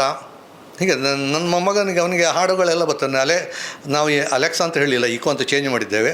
ಅವನು ಈಕೋ ಪ್ಲೇ ಧರಣಿ ಮಂಡಲ ಮಧ್ಯದೊಳಗೆ ಅಂತ, ಧರಣಿ ಮಂಡಲ ಮಧ್ಯದೊಳಗೆ ಬರ್ತದೆ. ಅವನಿಗೆಲ್ಲ ಹಾಡುಗಳೆಲ್ಲ ಬರ್ತದೆ, ಅದೆಲ್ಲ ಗೊತ್ತುಂಟು ಅವನಿಗೆ. ಆಮೇಲೆ ನಾವು ಇವತ್ತು ಸಾಯಂಕಾಲ ಮಳೆ ಬರ್ಬೋದು, ಈಗ ಮಳೆ ಬರುವ ಅಂದಾಜಿದ್ದೆ, ಅವನು ಅಲ್ಲೋಗಿ ಈಕೋ ವಿಲ್ ಇಟ್ ರೈನ್ ಟುಡೇ ಅಂತ ಕೇಳ್ತಾನೆ. ಅದು ಹೇಳುತ್ತೆ. ಇದರಲ್ಲಿ ಪ್ರಮುಖ ಅಂಗಗಳು, ಹಂತಗಳು ಏನಂದರೆ ಪದ ವಿಂಗಡಣೆ, ಟೋಕನೈಸೇಷನ್. ಈಗ ನಾನು ಒಂದು ವಾಕ್ಯ ಹೇಳಿದ್ನಲ್ಲ, ನಾನು ಇಲ್ಲಿ ಮಾತಾಡ್ತಾ ಇದ್ದಾಗ ನೀವೇನು ಮಾಡ್ತಿದ್ದೆ ಮನಸ್ಸಿನಲ್ಲಿ, ನಾನು ವಾಕ್ಯದಲ್ಲಿರುವ ಪದಗಳನ್ನು ವಿಂಗಡಿಸ್ತಿದ್ದೆ. ಇದಕ್ಕೆ ಪದ ವಿಂಗಡಣೆ ಅಂತಾರೆ, ಅದಕ್ಕೆ ಮಾರ್ಫಾಲಜಿಕಲ್ ಅನಾಲಿಸಿಸ್ ಅಂತಾರೆ, ಅಥವಾ ಪಾರ್ಟ್ ಆಫ್ ಸ್ಪೀಚ್ ಟ್ಯಾಗಿಂಗ್ ಅಂತಾರೆ. ಪಾರ್ಟ್ ಆಫ್ ಸ್ಪೀಚ್ ಅಂದರೆ ಪದ ವಿಂಗಡಣೆ, ಒಂದು ವಾಕ್ಯದಲ್ಲಿರುವ ಪದಗಳನ್ನು ವಿಂಗಡಿಸೋದು, ಅದಕ್ಕೆ ಟೋಕನೈಸೇಷನ್ ಅಂತಾರೆ. ಆಮೇಲೆ ಶಬ್ದಾರ್ಥ ವಿಶ್ಲೇಷಣೆ, ಸೆಮ್ಯಾಂಟಿಕ್ಸ್. ಹಾಗೆ ಮಾಡಿದ ಮೇಲೆ ಆ ಪ್ರತಿ ಪದದ ಅರ್ಥವನ್ನು ತಿಳ್ಕೊಳ್ಳೋದು, ಅದಕ್ಕೆ ಕಾರ್ಪಸಲ್ಲಿ ಟೆಕ್ಸ್ಟ್ ಇದು ಡಿಕ್ಷನರಿ ಎಲ್ಲ ಇದೆಯಲ್ಲ, ಅದರಲ್ಲಿ ಅದು ತಿಳ್ಕೊಳ್ಳೋದು. ಈಗ ರಾಮನು ರಾವಣನನ್ನು ಕೊಂದನು. ರಾಮ ನಾಮಪದ. ನು ಎಷ್ಟನೇ ವಿಭಕ್ತಿ? ಎರಡನೇ ವಿಭಕ್ತಿ. ಇಲ್ಲಿ ಪತ್ರಿಕೆಯವರು ಯಾರೂ ಇಲ್ಲಲ್ಲ. ಪತ್ರಿಕೆಯವರಿಗೂ ವಿಭಕ್ತಿ ಪ್ರತ್ಯಯಕ್ಕೂ ಬದ್ಧ ದ್ವೇಷ. ಅವರು ಏನು ಹೇಗೆ ಬರೀತಾರೆ ಅಂದರೆ, ಹುಲಿ ಕೊಂದ ಕರಡಿ. ಏನರ್ಥ? ಹುಲಿ ಕರಡಿಯನ್ನು ಕೊಂದದ್ದ?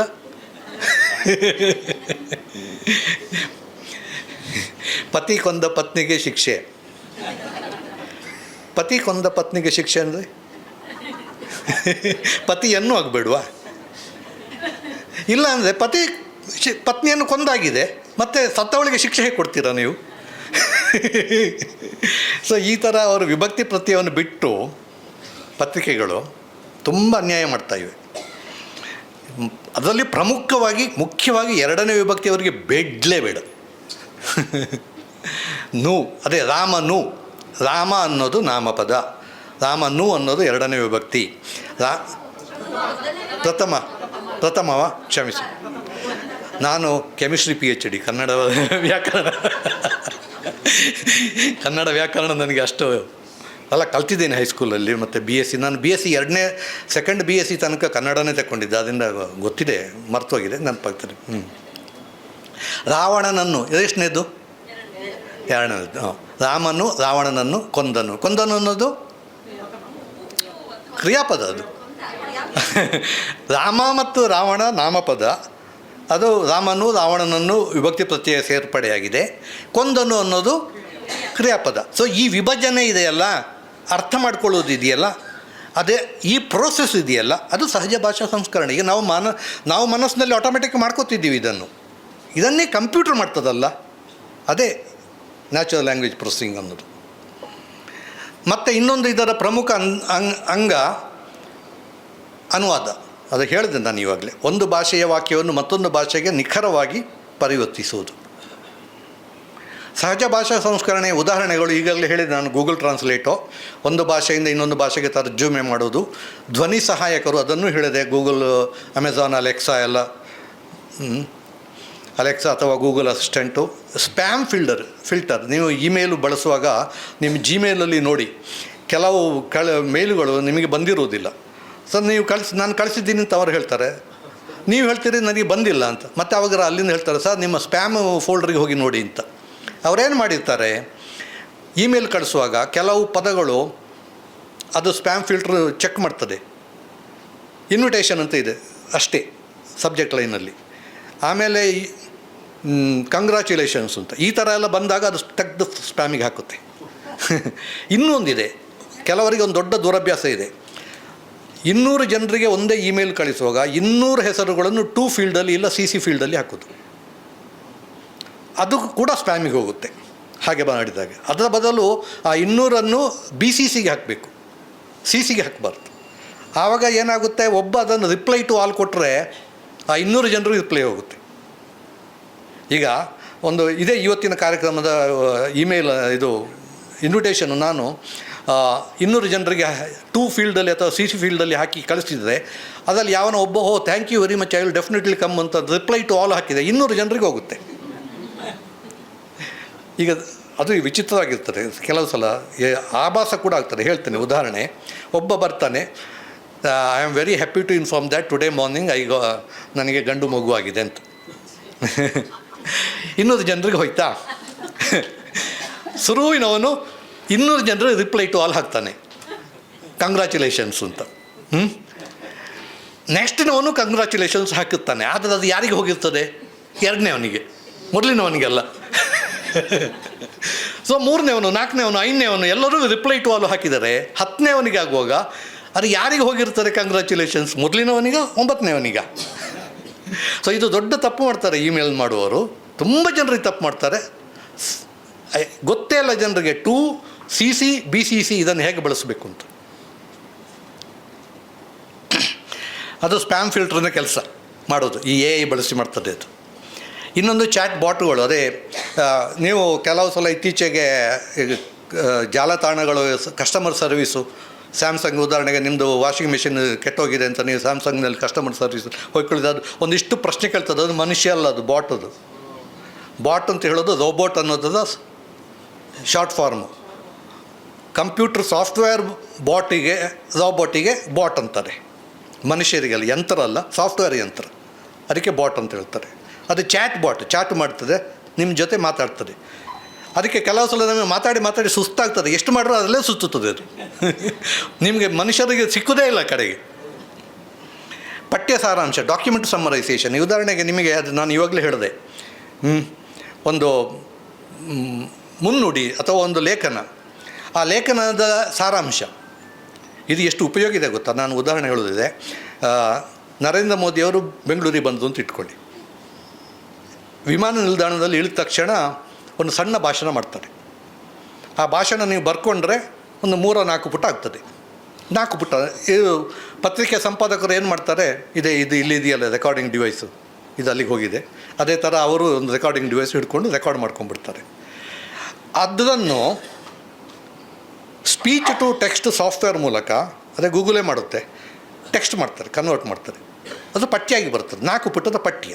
ಆಮೇಲೆ ಗೂಗಲ್ಗೆ ಅಥವಾ ಎಗೆ ಚಾಟ್ ಬಾಟ್ ಯಾವುದು, ಅಲೆಕ್ಸಾ ಯಾವುದು ಬೇಕಾದ್ರೂ ಇರ್ಬೋದು, ಅಲೆಕ್ಸಾ ಅಲ್ಲ ಸಾರಿ, ಇದು ಚಾಟ್ GPT, ಕೋಪೈಲೈಟು ಯಾವುದು ಬೇಕಾದ್ರೂ ಇರ್ಬೋದು. ಅದಕ್ಕೆ ಕೊಟ್ಟು ಇದನ್ನು ನನಗೆ ಸಾರಾಂಶ ಮಾಡಿಕೊಡು, ಒಂದು ಪ್ಯಾರಾಗ್ರಾಫ್ದಲ್ಲಿ ಒಂದು ಪ್ಯಾರಾಗ್ರಾಫ್ ಸಾರಾಂಶ ಮಾಡಿ ಕೊಡ್ತದೆ. ಸೊ ಇವರು ಏನು ಮಾಡ್ತಾರೆ, ಅದನ್ನು ಪತ್ರಿಕೆ ಕಳಿಸ್ತಾರೆ, 5 ನಿಮಿಷದಲ್ಲಿ ಅವರ ವೆಬ್ಸೈಟಲ್ಲಿ ಅಪ್ಲೋಡ್ ಆಗ್ತದೆ. ಸೊ ನೀವು ಈಗೀಗ ಪತ್ರಿಕೆ ನಾಳೆ ಬೆಳಿಗ್ಗೆ ಬರುವುದಲ್ಲ, ಆ ಕಾಲ ಹೋಗಿದೆ. ನಾಳೆ ಬೆಳಿಗ್ಗೆ ಬರುವ ಪತ್ರಿಕೆಯಲ್ಲಿ ಇದನ್ನು ಯಾರೂ ಓದೋದಿಲ್ಲ. ಆಯಾ ತಕ್ಷಣ ಅದು ಇಂಟರ್ನೆಟ್ಟಲ್ಲಿ ಬಂದಾಗಿರ್ತದೆ ಸಾರಾಂಶ. ಇದು ಡಾಕ್ಯುಮೆಂಟ್ ಸಮ್ಮರೈಸೇಷನ್. ಇದು ಸೈನ್ಸ್ ಫಿಕ್ಷನ್ ಅಲ್ಲ, ನಡೀತಾ ಇರೋದು, ಇದು ನಡೀತಾ ಇದೆ. ಕನ್ನಡದಲ್ಲಿಯೂ ಆಗ್ತದೆ ಈಗ. ನಾನು ಉದಾಹರಣೆ ಕೊಡ್ತೇನೆ, ತೋರಿಸ್ತೇನೆ. ಆಮೇಲೆ ಭಾಷೆಯ ಮಾದರಿ ತಯಾರಿ, ಲ್ಯಾಂಗ್ವೇಜ್ ಮಾಡೆಲಿಂಗ್. ಈಗ ನಿಮಗೆಲ್ಲ ಇದು ಕನ್ನಡ PhDಗೆ ಇದು ಬಹಳ ಮಾಮೂಲಿ ಒಂದು ಸಬ್ಜೆಕ್ಟು. ಪಂಪನ ಇದರಲ್ಲಿ ಭಾಷೆಯ ಬಳಕೆ, ಅಥವಾ ಕಾತಾ ಚಿಕ್ಕಣ್ಣವರ ಲೇಖನಗಳಲ್ಲಿ ಗ್ರಾಮ್ಯ ಭಾಷೆಯ ಬಳಕೆ, ಈ ಥರ PhD ಮಾಡ್ತಾರೆ. ಅದನ್ನು ಈಗ ನಾವು ಕಂಪ್ಯೂಟರ್ ಕೇಳಿದ್ರೆ ಅದು 2 ನಿಮಿಷದಲ್ಲಿ ಮಾಡಿಕೊಡುತ್ತೆ. ನೀವು 3 ವರ್ಷದ PhDಯನ್ನು 2 ನಿಮಿಷದಲ್ಲಿ ಮುಗಿಸ್ಬೋದು. ನಾಮಪದಗಳ ಪತ್ತೆ, ಇದು ನೇಮ್ಡ್ ಎಂಟಿಟಿ ರೆಕಗ್ನಿಷನ್ ಅಂತಾರೆ. ಈಗ ನಾನು ಇವಾಗಲೇ ಹೇಳಿದೆ, ರಾಮನು ರಾವಣನನ್ನು ಕೊಂದನು, ಇದರಲ್ಲಿ 2 ನಾಮಪದ ಇದೆ, ರಾಮ ಮತ್ತು ರಾವಣ. ಸೊ ಈ ಥರ ಪಠ್ಯ ಕೊಟ್ಟಾಗ ಅದನ್ನು ನಾಮಪದ ಯಾವುದು ಅಂತ ಪತ್ತೆ ಹಚ್ಚೋದು. ಈಗ ಉದಾಹರಣೆ ನೋಡಿ, ಹೆಸರು ಗುರುತಿಸುವಿಕೆ ಹಾಗೂ ವರ್ಗೀಕರಣ, ಇದಕ್ಕೆ ಪಾರ್ಟ್ ಆಫ್ ಸ್ಪೀಚ್ ಟ್ಯಾಗಿಂಗ್ ಅಂತಾರೆ. ಶಿವರಾಮ ಕಾರಂತರು ಹಳದಿಪುರಕ್ಕೆ 1967ರಲ್ಲಿ ಬಂದಿದ್ದಾಗ ಕನ್ನಡ ಸಾಹಿತ್ಯ ಪರಿಷತ್ತಿನ ಸಾಧ್ಯತೆ ಹಾಗೂ ಸವಾಲಿನ ಬಗ್ಗೆ ಮಾತನಾಡಿದ್ದರು. ಇಲ್ಲಿ ಶಿವರಾಮ ಕಾರಂತ ಅನ್ನೋದು ವ್ಯಕ್ತಿ, ಹಳದಿಪುರ ಅನ್ನೋದು ಸ್ಥಳ, ಕನ್ನಡ ಸಾಹಿತ್ಯ ಪರಿಷತ್ತು ಅನ್ನೋದು ಸಂಸ್ಥೆ. ಇದು ನಮಗೆ ಗೊತ್ತಿದೆ, ಇದನ್ನು ಕಂಪ್ಯೂಟರ್ ಮಾಡ್ತದೆ ಈಗ. ಅದಕ್ಕೆ ಮಾರ್ಫಾಲಜಿ ಅಂತಾರೆ, ಪಾರ್ಟ್ ಆಫ್ ಸ್ಪೀಚ್ ಟ್ಯಾಗಿಂಗ್. ಹಳದಿಪುರಕ್ಕೆ, ಹಳದಿಪುರದಿಂದ, ಹಳದಿಪುರದಲ್ಲಿ. ಸೊ ಹಳದಿಪುರ ಅನ್ನೋದು ನಾಮಪದ. ಇದು ಬೇರೆ ಬೇರೆ ವಿಭಕ್ತಿ ಪ್ರತ್ಯಯಗಳು. ಅದರ ಜೊತೆ ಇನ್ನೂ ಏಕವಚನ ಬಹುವಚನ ಕೂಡ ಸೇರ್ತದೆ. ಉದಾಹರಣೆ ಮರ, ಮರಗಳು, ಮರಗಳಿಂದ, ಮರಗಳಲ್ಲಿ, ಮರಗಳಿಗೋಸ್ಕರ, ಮರವೇ ಇತ್ಯಾದಿ. ಕಾರಂತರು ಉಡುಪಿಯಲ್ಲಿ ವಾಸ ಮಾಡುತ್ತಿದ್ದಾಗ, ವಾಸ ಪ್ಲಸ್ ಮಾಡುತ್ತಾ ಇದ್ದಾಗ, ಈ ಥರ. ಭಾಷಾ ತಂತ್ರಜ್ಞಾನಕ್ಕೆ ಅಗತ್ಯ ಇರುವ ಡಾಟಾ, ಮಾಹಿತಿ. ಶಿವರಾಮ ಕಾರಂತರು ಅನ್ನೋದು ವ್ಯಕ್ತಿ, ಸ್ಥಳ, ಬಂದಿದ್ದಾಗ ಕನ್ನಡ ಸಾಹಿತ್ಯ ಪರಿಷತ್ತಿನ ಇತ್ಯಾದಿ ಇತ್ಯಾದಿ. ಪಠ್ಯ ಸಾರಾಂಶದ ಉದಾಹರಣೆ ನೋಡಿ, ಇಲ್ಲಿ ನಾನು ತೋರಿಸ್ತೇನೆ. ಈಗ ಇದು ಗೂಗಲ್ ಜೆಮಿನಿ ಮಾಡಿದ್ದು. ಇದು ನೋಡಿ, ಪವನಜ ಈ ಹೆಸರಿನಲ್ಲಿ ಏನಿದೆ ಅಂತ ಒಂದು ಬ್ಲಾಗ್ ಬರೆದಿದ್ದೆ. ಇದು ಸುಮಾರು 15-20 ವರ್ಷ ಹಿಂದೆ ಬರೆದಿದ್ದು. ಎಷ್ಟು ಜನರಿಗೆ ಪವನಜ ಅಂದರೆ ಹೆಣ್ಣೋ ಗಂಡು ಅಂತ ಅನುಮಾನ ಇತ್ತು. ಯಾಕೆಂದರೆ ಜಲಜ, ಪಂಕಜ, ಪದ್ಮಜ. ಜಲಜ ಅಂದರೆ ನೀರಿನಲ್ಲಿ ಹುಟ್ಟಿದ್ದು ತಾವರೆ, ಹನುಮಂತ ಆಗುತ್ತೆ, ಇಲ್ಲ ಭೀಮ ಆಗುತ್ತೆ. ಅದು ಇದೆ, ನನ್ನ ಬ್ಲಾಗಲ್ಲಿದೆ. ನನ್ನ ಅಜ್ಜನ ಹೆಸರು ಭೀಮ ಅಂತ. ಸೊ ಆ ಅರ್ಥ ಬರಬೇಕು ಅಂತ ಪವನಜ ಅಂತ ಇಟ್ಟಿದ್ದು. ಪಂಕಜ, ಇಲ್ಲಿ ಪಂಕಜ ಯಾರು ಇಲ್ಲಲ್ಲ. ಪಂಕಜ ಅಂದರೆ ಕೆಸರಿನಲ್ಲಿ ಹುಟ್ಟಿದ್ದು, ಸೊಳ್ಳೆ ಅಂತಲೂ ಆಗುತ್ತೆ. ಇದು ಇಷ್ಟು ಉದ್ದದ ಒಂದು ಬ್ಲಾಗ್ ಬರೆದಿದ್ದೀನಿ ನಾನು, ನೋಡಿ ಕಾಣ್ತಾ. ಪವನ ಅಂದರೆ ವಾಯು, ಜ ಅಂದರೆ ಹುಟ್ಟಿದ್ದು, ವಾಯುಪುತ್ರ, ಭೀಮ ಅಂತ ಇಲ್ಲ ಹನುಮಂತ. ಈ ಇಷ್ಟುದ್ದ ಬ್ಲಾಗ್ ಇದೆಯಲ್ಲ, ಇದನ್ನು ನಾನು ಗೂಗಲ್ ಜಮೀನಿಗೆ ಕೊಟ್ಟು ಇದನ್ನು ಸಾರಾಂಶ ಮಾಡಿಕೊಡು ಅಂತ ಹೇಳಿದೆ.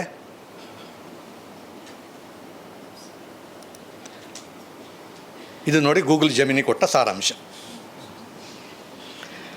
ಮೂಲ ಬ್ಲಾಗ್ ಅಲ್ಲೇ ಲಿಂಕ್ ಕೊಟ್ಟಿದ್ದೇನೆ. ಲೇಖಕರು ಈ ಬ್ಲಾಗಿನಲ್ಲಿ ತಮ್ಮ ವಿಶಿಷ್ಟವಾದ ಹೆಸರು ಪವನಜ ಎಂಬುದರ ಸುತ್ತ ನಡೆದ ಆಸಕ್ತಿದಾಯಕ ಮತ್ತು ತಮಾಷೆಯ ಘಟನೆಗಳನ್ನು ಹಂಚಿಕೊಂಡಿದ್ದಾರೆ. ಪ್ರಮುಖ ವಿಷಯಗಳು: ಹೆಸರಿನ ವ್ಯುತ್ಪತ್ತಿ. ಲೇಖಕರಿಗೆ ಅವರ ಅಜ್ಜನ ಹೆಸರು ಭೀಮಯ್ಯ ಎಂಬುದರ ನೆನಪಿಗಾಗಿ ಅವರ ತಂದೆ ಭೀಮ ಎಂಬ ಅರ್ಥ ಬರುವ ಪವನಜ ಅಂದರೆ ವಾಯುಪುತ್ರ ಎಂಬ ಹೆಸರಿಟ್ಟರು. ಇದು ನಾನು ಬರೆದಿದ್ದಲ್ಲ, ಗೂಗಲ್ ಜಮಿನಿ. ಲಿಂಗದ ಗೊಂದಲ. ಹೆಸರಿನಲ್ಲಿ ಕೊನೆಯಲ್ಲಿ ಜ ಇರುವುದರಿಂದ ಅನೇಕರು ಇವರನ್ನು ಮಹಿಳೆ ಎಂದು ತಪ್ಪಾಗಿ ಭಾವಿಸುತ್ತಿದ್ದರು. ಈ ಕಾರಣದಿಂದ ಅವರಿಗೆ ಡಿಯರ್ ಮೇಡಮ್ ಎಂದು ಇಮೇಲ್ಗಳು ಬರುತ್ತಿದ್ದವು. ನಿಜವಾಗಿಯೂ ಬರ್ತಾಯಿತ್ತು. ನಾನು ಇಳೆ ಅಂತ ವಿಜಯ ಕರ್ನಾಟಕದಲ್ಲಿ ನಂದು ಲೇಖನ ಬರ್ತಾಯಿತ್ತು, ಅಂಕಣ ಇತ್ತು. ಆವಾಗ ಡಿಯರ್ ಮೇಡಮ್ ಅಂತ ನನಗೆ ಇಮೇಲ್ ಬರ್ತಾಯಿತ್ತು. ನಾನು ಒಂದು ದಿವಸ ಆವಾಗ ವಿಶ್ವೇಶ್ವರ ಭಟ್ರು ಸಂಪಾದಕರಾಗಿದ್ದರು. ಅವರ ಮುಂದೆ ಕೂತ್ಕೊಂಡು ಮಾತಾಡ್ತಾ ಇದ್ದಾಗ ಹೇಳಿದೆ, ಜಯಂತ್ ಕಾಯ್ಕಿಣಿ ಕೂಡ ಅಲ್ಲೇ ಇದ್ದ ಆವಾಗ. ಅವರು ನಾವು ಹಳೆಯ ಸ್ನೇಹಿತರು, ಮುಂಬೈಯಿಂದ ಬಂದವರು ಇಬ್ಬರು ಕೂಡ. ನಾನು ಹೇಳಿದೆ, ಭಟ್ರೆ ಇದು ನನ್ನ ಫೋಟೋ ಹಾಕಿ ನೀವು ಅಂತ, ನನಗೆ ಡಿಯರ್ ಮೇಡಮ್ ಅಂತ ಬರ್ತಾಯಿದೆ ಇಮೇಲ್ಗಳು ಅಂತ. ಅದಕ್ಕೆ ಜಯಂತ್ ಕಾಯ್ಕಿಣಿಯವರು ಇದ್ದಕ್ಕಿದ್ದೆ, ಬೇಡ್ರಿ ನಿಮ್ಮ ವ್ಯೂವರ್ಶಿಪ್ ಕಡಿಮೆ ಆಗುತ್ತೆ, ಈಗ ತುಂಬ ಜನ ನೀವು ಎಲ್ಲ ಹೆಂಗಸು ಅಂತ ಅಂದ್ಕೊಂಡು ಓದ್ತಿದ್ದಾರೆ ಅಂತ. ಇನ್ನು ತಮಾಷೆ ಅಂದರೆ ನೋಡಿ, ಪವನಜ PUB ಅದು ಪಬ್ ಆಗುತ್ತೆ ಅಲ್ವಾ ಒಟ್ಟಿಗೆ ಸೇರಿದಾಗ. ವಿಜಯ ಮಲ್ಯನಿಗೂ ನನಗೂ ಯಾವ ಸಂಬಂಧವೂ ಇಲ್ಲ. ಇದೆಲ್ಲ ನಾನು ಬ್ಲಾಗಲ್ಲಿ ಬರೆದಿದ್ದೀನಿ, ನೀವು ಓದ್ಬೋದು. ಅಂದರೆ ನಾನು ಇದನ್ನೆಲ್ಲ ಜಮೀನಿಗೆ ಕೊಟ್ಟು ಸಾರಾಂಶ ಮಾಡಿಕೊಡು ಅಂದರೆ ಮಾಡಿಕೊಡ್ತು ಅಷ್ಟೇ, ಮತ್ತೇನಿಲ್ಲ. ಪ್ರಾತ್ಯಕ್ಷಿಕೆ ಪಠ್ಯ ಸಾರಾಂಶ ಇವಾಗಲೇ ತೋರಿಸಿದೆ, ಇನ್ನೂ ತೋರಿಸ್ತೀನಿ ಬೇಕಿದ್ದರೆ.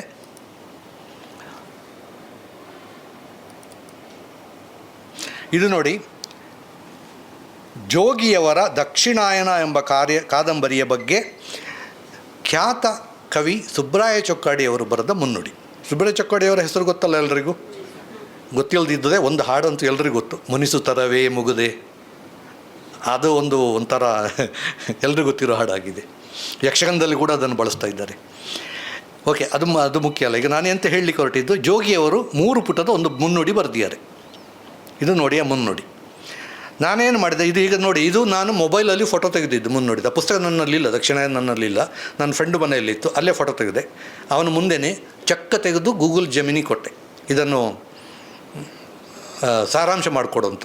ಅದು ಫಸ್ಟಿಗೆ ಏನು ಮಾಡ್ತು ಅಂದರೆ, ಫಸ್ಟಿಗೆ ಇದು ಟೆಕ್ಸ್ಟಲ್ಲಿ ಇಲ್ಲ, ಇಮೇಜ್ ಅಲ್ವಾ, ಅದನ್ನು ಟೆಕ್ಸ್ಟ್ ಮಾಡಿ ಆಮೇಲೆ ಅದರ ಸಾರಾಂಶ ಮಾಡಿಕೊಡ್ತು. ಇಲ್ಲಿದೆ ನೋಡಿ ಸಾರಾಂಶ.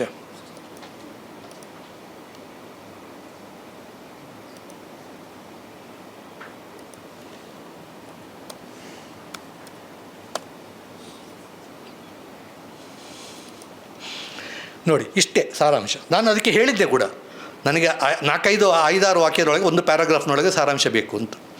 ನೋಡಿ, ಇದು ಜಮಿನಿ ಕೊಟ್ಟ ಸಾರಾಂಶ. ಜೋಗಿಯವರ ದಕ್ಷಿಣಾಯನ ಕಾದಂಬರಿಯು ದಕ್ಷಿಣ ಕನ್ನಡದ ಸಾಂಸ್ಕೃತಿಕ ಮತ್ತು ರಾಜಕೀಯ ಪಲ್ಲಟಗಳನ್ನು, ನಮಗೆ ಸಾಮಾನ್ಯವಾಗಿ ಸಾಹಿತಿಗಳಿಗೆ, PhD ಮಾಡುವವರಿಗೆ ಪಲ್ಲಟ, ತಲ್ಲಣ, ತವಕ ಈ ಪದಗಳು ಬಹಳ ಇಷ್ಟ. ಅದಕ್ಕೂ ಜಮಿನಿ ಗೊತ್ತಾಗೋಗಿದೆ. ಜೋಗಿಯವರ ದಕ್ಷಿಣಾಯನ ಕಾದಂಬರಿಯು ದಕ್ಷಿಣ ಕನ್ನಡದ ಸಾಂಸ್ಕೃತಿಕ ಮತ್ತು ರಾಜಕೀಯ ಪಲ್ಲಟಗಳನ್ನು ಅತ್ಯಂತ ಮಾರ್ಮಿಕವಾಗಿ ಚಿತ್ರಿಸುತ್ತದೆ. ಒಂದು ಕಾಲದಲ್ಲಿ ಸೌಹಾರ್ದತೆ ಮತ್ತು ಶಾಂತಿಗೆ ಹೆಸರಾಗಿದ್ದ ಈ ಜಿಲ್ಲೆಯು ಇತ್ತೀಚಿನ ವರ್ಷಗಳಲ್ಲಿ ಸಂವಿಧಾನಾಧಾರಿತ ರಾಜಕಾರಣದಿಂದ ಧರ್ಮಾಧಾರಿತ ರಾಜಕಾರಣದತ್ತ ಹೊರಳಿ ಕೋಮು ಸಂಘರ್ಷದ ವಿಷವರ್ತುಲಕ್ಕೆ ಸಿಲುಕಿದ್ದನ್ನು ಲೇಖಕರು ಇಲ್ಲಿ ವಿವರಿಸಿದ್ದಾರೆ. ಯಾರಾದ್ರು ದಕ್ಷಿಣಾಯನ ಓದಿದ್ದೀರಾ ಇಲ್ಲಿ? ನಾನು ಓದಿಲ್ಲ. ಆಧುನಿಕ ನಾನು ಓದಾಗತ್ತಿಲ್ಲ, ಸಾರಾಂಶ ಇಲ್ಲಿ ಉಂಟು. ಆಧುನಿಕ ತಂತ್ರಜ್ಞಾನ ಮತ್ತು ಸಾಮಾಜಿಕ ಜಾಲತಾಣಗಳು ಈ ಬದಲಾವಣೆಗೆ ಹೇಗೆ ವೇಗ ನೀಡಿದವು ಎಂಬುದನ್ನು ಪತ್ರಕರ್ತೆ ಪಾಂಚಾಲಿಯ ಸಾಹಸಮಯ ಬದುಕಿನ ಮೂಲಕ ಕಾದಂಬರಿ ತೆರೆದಿಡುತ್ತದೆ. ಕೌಟುಂಬಿಕ ಬಿರುಕುಗಳು, ಸೈದ್ಧಾಂತಿಕ ಸಂಘರ್ಷಗಳು ಮತ್ತು ಹಿಂಸಾಚಾರದ ನಡುವೆಯೂ ವ್ಯಕ್ತಿಯ ಅಂತರಂಗದ ತಲ್ಲಣಗಳು. ನೋಡಿ, ನಾನು ಹೇಳಿದ್ದೆ ಪಲ್ಲಟ ದಾಖಲಿಸುವ ಈ ಕೃತಿಯು ಸದ್ಯದ ಸಮಾಜದ ಸ್ಥಿತಿಗೆ ಕನ್ನಡಿ ಹಿಡಿಯುತ್ತಾ ಶಾಂತಿ ಮತ್ತು ಅರಿವಿನ ಆಶಯವನ್ನು ವ್ಯಕ್ತಪಡಿಸುತ್ತದೆ. ಈ ಕನ್ನಡದಲ್ಲಿ ಏನಾದರೂ ತಪ್ಪಿದೆಯಾ? ಏನಿದೆ? ಧರ್ಮಾಧಾರಿತ ತಪ್ಪಾಗಿದೆಯಾ? ಧರ್ಮಾಧರಿತ, ಧರ್ಮ ಆಧಾರಿತ ಆಗಬೇಕು. ಅದು ಒಂದೇ ತಪ್ಪು.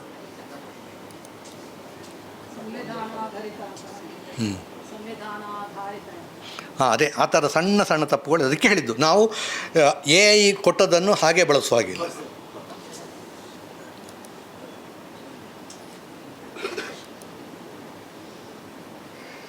ಪ್ರಾತ್ಯಕ್ಷಿಕೆ ಆಯಿತು ಒಂದು, ಇನ್ನೂ 2 ಪ್ರಾತ್ಯಕ್ಷಿಕೆ ಇದೆ. ಎಚ್ಚರಿಕೆಗಳು. ಕೃತಕ ಬುದ್ಧಿಮತ್ತೆಯನ್ನು ಬಳಸುವಾಗ ಎಚ್ಚರಿಕೆ ಅತಿ ಅಗತ್ಯ. ಮಾಹಿತಿಯ ನಿಖರತೆ ಮತ್ತು ಭ್ರಮೆ, ಹಾಲುಸಿನೇಷನ್. ಇದು ಏನಾಗ್ತಾ ಇದೆ ಅಂದರೆ AI ಕೆಲಸ ಮಾಡೋದು ಅದಕ್ಕೆ ಲಭ್ಯ ಇರುವ ಮಾಹಿತಿಯ ಮೂಲಕ. ನೀವು ಯಾವುದಾದೊಂದು ವಿಷಯದ ಬಗ್ಗೆ, ಉದಾಹರಣೆಗೆ ಡೊಳ್ಳು ಕುಣಿತ ಎಲ್ಲ ಇಂಟರ್ನೆಟ್ನಲ್ಲಿ ಬೇಕಾದಷ್ಟಿದೆ. ಇಲ್ಲದ್ದು ಅಂತ ಇಟ್ಟು, ಉದಾಹರಣೆಗೆ ಒಂದು ದಕ್ಷಿಣ ಕನ್ನಡದ ಯಾವುದೋ ಒಂದು ನಲಿಕೆ, ಕಾಡ್ಯನಾಟ ಅಂತ ಇಟ್ಕೊಳ್ಳಿ, ಇಲ್ಲ ಬೈಲ ನಲಿಕೆ ಅಂತ ಇಟ್ಕೊಳ್ಳಿ, ಇಲ್ಲ ಆಟಿಕಾಳಂಜ ಅಂತ ಇಟ್ಕೊಳ್ಳಿ. ನಾನು ದಕ್ಷಿಣ ಕನ್ನಡದ, ಅದಕ್ಕೆ ನಾನು ಅಲ್ಲಿಂದೇ ಬರ್ತಾಯಿದ್ದೆ ನನ್ನ ಬಾಯಿಯಲ್ಲಿ. ಅವುದರ ಬಗ್ಗೆ ನೀನು ಲೇಖನ ಕೊಡು ಅಂತ ಹೇಳಿದರೆ ತಪ್ಪು ಕೊಡ್ತಾರೆ. ಯಾಕಂದರೆ ಅದರ ಬಗ್ಗೆ ಮಾಹಿತಿ ಇಂಟರ್ನೆಟ್ನಲ್ಲಿ ಇಲ್ಲ, ಅದರ ಮಾಹಿತಿಯಲ್ಲಿಯೂ ಇಲ್ಲ. ನಾನು ಇವರ ಯಾರೋ ಒಬ್ಬ ವ್ಯಕ್ತಿಯ ಬಗ್ಗೆ, ಯಕ್ಷಗಾನ ಕ್ಷೇತ್ರದಲ್ಲಿ ಒಬ್ಬ ಪ್ರಖ್ಯಾತ ಹೆಸರು ಡಾಕ್ಟರ್ ಎಂ ಪ್ರಭಾಕರ ಜೋಶಿ. ಯಾರಿಗಾರು ಗೊತ್ತಿದೆಯಾ ಹೆಸರು? ಅಡಿಗರಿಗೆ ಗೊತ್ತಿರ್ಬೋದು. ಎಲ್ಲಿದ್ದಾರೆ ಅಡಿಗರು? ನಿಮಗೆ ಗೊತ್ತು. ಸೊ ಪ್ರಭಾಕರ ಜೋಶಿಯವರ ಬಗ್ಗೆ ಒಂದು ವಿಕಿಪೀಡಿಯಾ ಲೇಖನ ಮಾಡಿಕೊಡು ಅಂತ ಕೇಳಿದೆ. ಅದು ಸುಮಾರು ತಪ್ಪು ಕೊಡ್ತು. ನಾನು ಹೇಳಿದೆ, ನಾನು ಕೇಳಿದ್ದು ಬರೀ ಪ್ರಭಾಕರ ಜೋಶಿ ಅಂತ. ಅದು ಏನೇನೋ ಹೇಳ್ತವ್ರು ಯಕ್ಷಗಾನದ ಬಗ್ಗೆ, ಬಟ್ಟು ಇನ್ನು ಬೇರೆ ಯಾವುದೋ ಒಂದು ಪ್ರಭಾಕರ ಜೋಶಿ ಬಗ್ಗೆ ಕೊಡ್ತು. ಆ ಪ್ರಭಾಕರ ಜೋಶಿ ನಾನು ಕೇಳಿದ್ದೆ ಅಲ್ಲ, ಅದು ಬೇರೆ ಯಾರ್ದೋ ಕೊಡ್ತು. ಸೊ ನಾನು ಮತ್ತೆ ಸರಳ ವಿವರವಾಗಿ ಕೊಟ್ಟೆ. ಡಾಕ್ಟರ್ ಎಂ ಪ್ರಭಾಕರ ಜೋಶಿಯವರು ಯಕ್ಷಗಾನ ಅರ್ಥಧಾರಿ, ಅವರು ಪುಸ್ತಕ ಬರೆದಿದ್ದಾರೆ, ಇಂಥ ಕೆಲಸ ಮಾಡಿದ್ದಾರೆ. ಒಂದು 2-3 ವಾಕ್ಯದಲ್ಲಿ ನಾನೇ ಕೊಟ್ಟೆ. ನನಗೆ ಗೊತ್ತಿತ್ತು ಅವ್ರು ಏನೇನು ಮಾಡಿದ್ದಾರೆ ಅಂತ.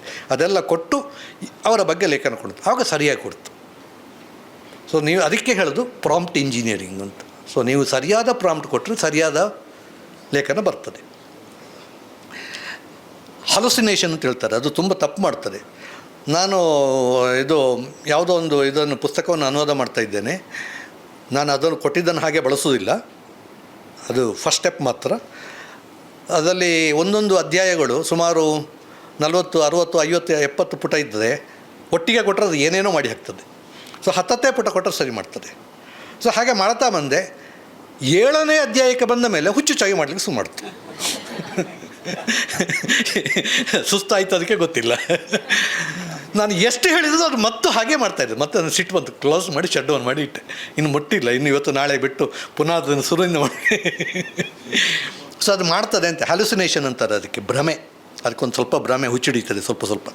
ಸೊ ಕೃತಕ ಬುದ್ಧಿಮತ್ತೆಯನ್ನು ಪೂರ್ತಿ ನಂಬೇಡಿ, ನಿಮ್ಮ ಸ್ವತಃ ಸ್ವಂತ ಬುದ್ಧಿವಂತಿಕೆಯನ್ನು ಬಳಸಿ ಅದರ ಮೇಲಿಂದ. Use your natural intelligence over artificial intelligence. Don't depend on artificial intelligence fully. It can be A starting step. ಅದು ಹೇಗೆ ಅಂದರೆ, ನಾವು ಇದರಲ್ಲಿ ಶಿಕ್ಷಣದಲ್ಲಿ ಅಥವಾ ವಿಶ್ವಕೋಶದಲ್ಲಿ ಏನಂದರೆ ಇನ್ಫಾರ್ಮೇಷನ್, ನಾಲೆಜ್, ವಿಸ್ಡಮ್ ಅಂತಾರೆ, ಹೌದಾ? ಬೇಸಿಕ್ ನಿಮಗೆ ಇಂಟರ್ನೆಟ್ಟು, ಗೂಗಲು, ವಿಕಿಪೀಡಿಯಾ ಎಲ್ಲ ಕೊಡೋದು basic information. They will never give you knowledge and wisdom. ಒಂದು ಸರಳ ಉದಾಹರಣೆ ಹೇಳೋದಿದ್ದರೆ, ಟೊಮೆಟೊ ಎಲ್ರಿಗೂ ಗೊತ್ತಲ್ಲ. ಟೊಮೆಟೊ ಅದು ನಮ್ಮ ದೇಶದ್ದಲ್ಲ, ದಕ್ಷಿಣ ಅಮೇರಿಕೆಯಿಂದ ಬಂದದ್ದು. BGL ಸ್ವಾಮಿಯವರು ಬರೆದಿದ್ದಾರೆ. ಟೊಮೆಟೊ ಅನ್ನೋದು ಹಣ್ಣು ತರಕಾರಿನೋ, ಇದು ಹಣ್ಣು ತರಕಾರಿಯ? Is it a fruit or vegetable? Tomato ಅನ್ನೋದು ಹಣ್ಣು, ತರಕಾರಿ ಅಲ್ಲ. ಬಟ್ ನಾವು ಸಾರಿ ಹಾಕ್ತೀವಿ, ಹೌದಾ? ಸೊ ಟೊಮೆಟೊ ಅನ್ನೋದು, ಹಣ್ಣು ಅನ್ನೋದು ಇನ್ಫಾರ್ಮೇಷನ್. ಬಟ್ ನಿಮ್ಮ ವಿಸ್ಡಮ್ ಏನು ಹೇಳುತ್ತೆ? ಅದನ್ನು ಫ್ರೂಟ್ ಸಾಲಡ್ನಲ್ಲಿ ಹಾಕಬೇಡ.